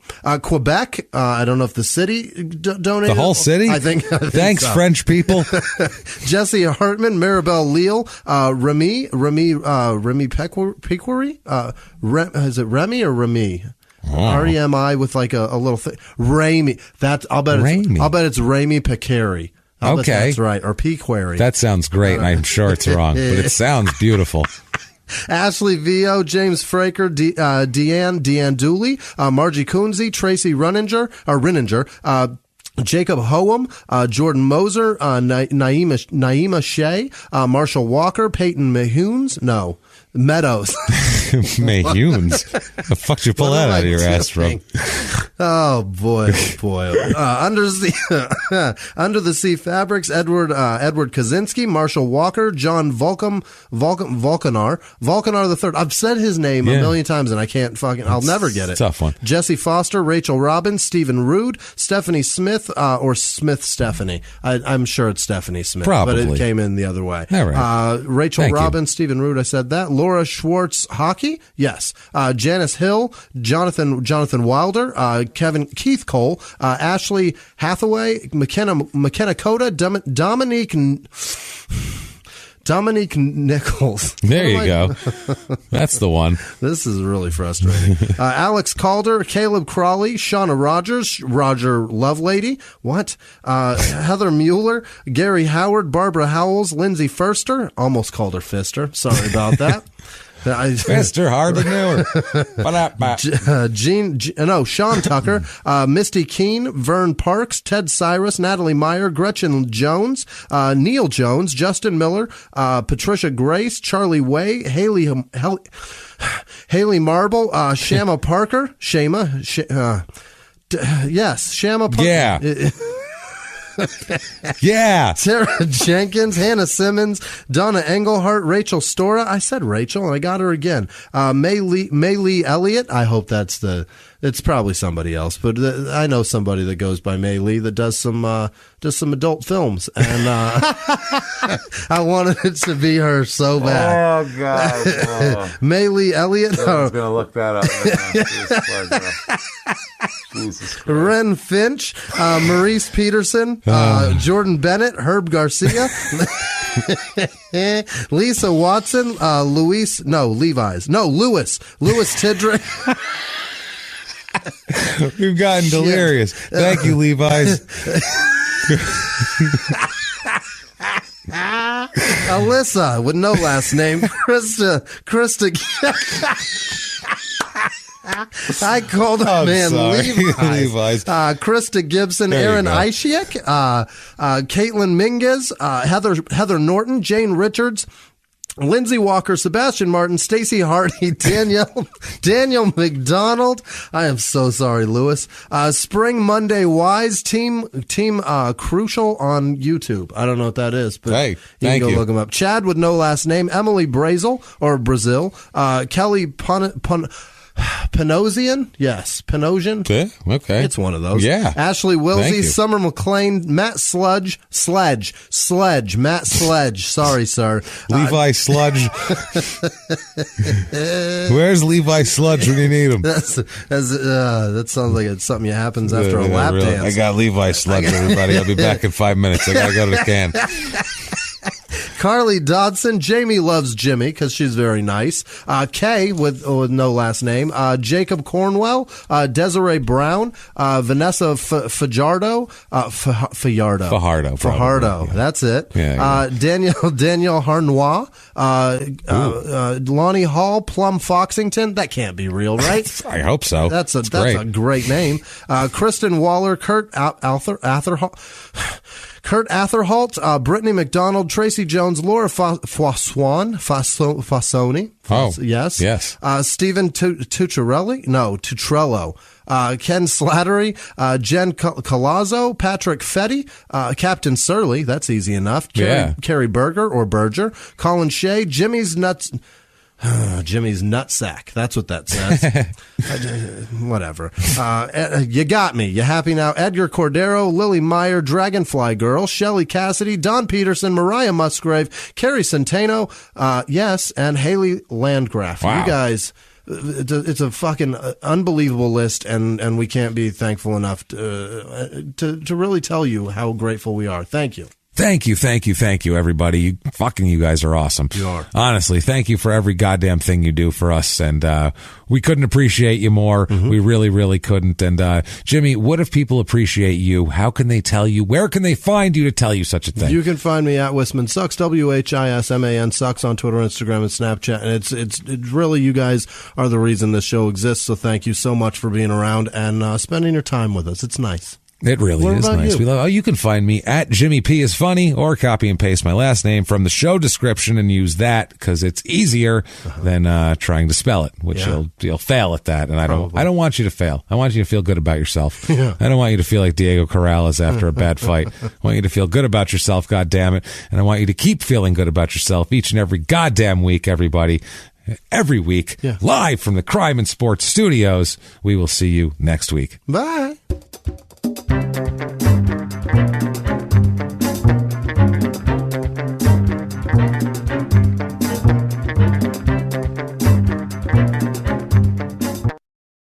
If you like Crime and Sports, you can listen early and ad-free now by joining Wondery Plus in the Wondery app or on Apple Podcasts. Prime members can listen early and ad-free on Amazon Music. Before you go, tell us about yourself by filling out a short survey at Wondery.com/survey. He was hip-hop's biggest mogul, the man who redefined fame, fortune, and the music industry.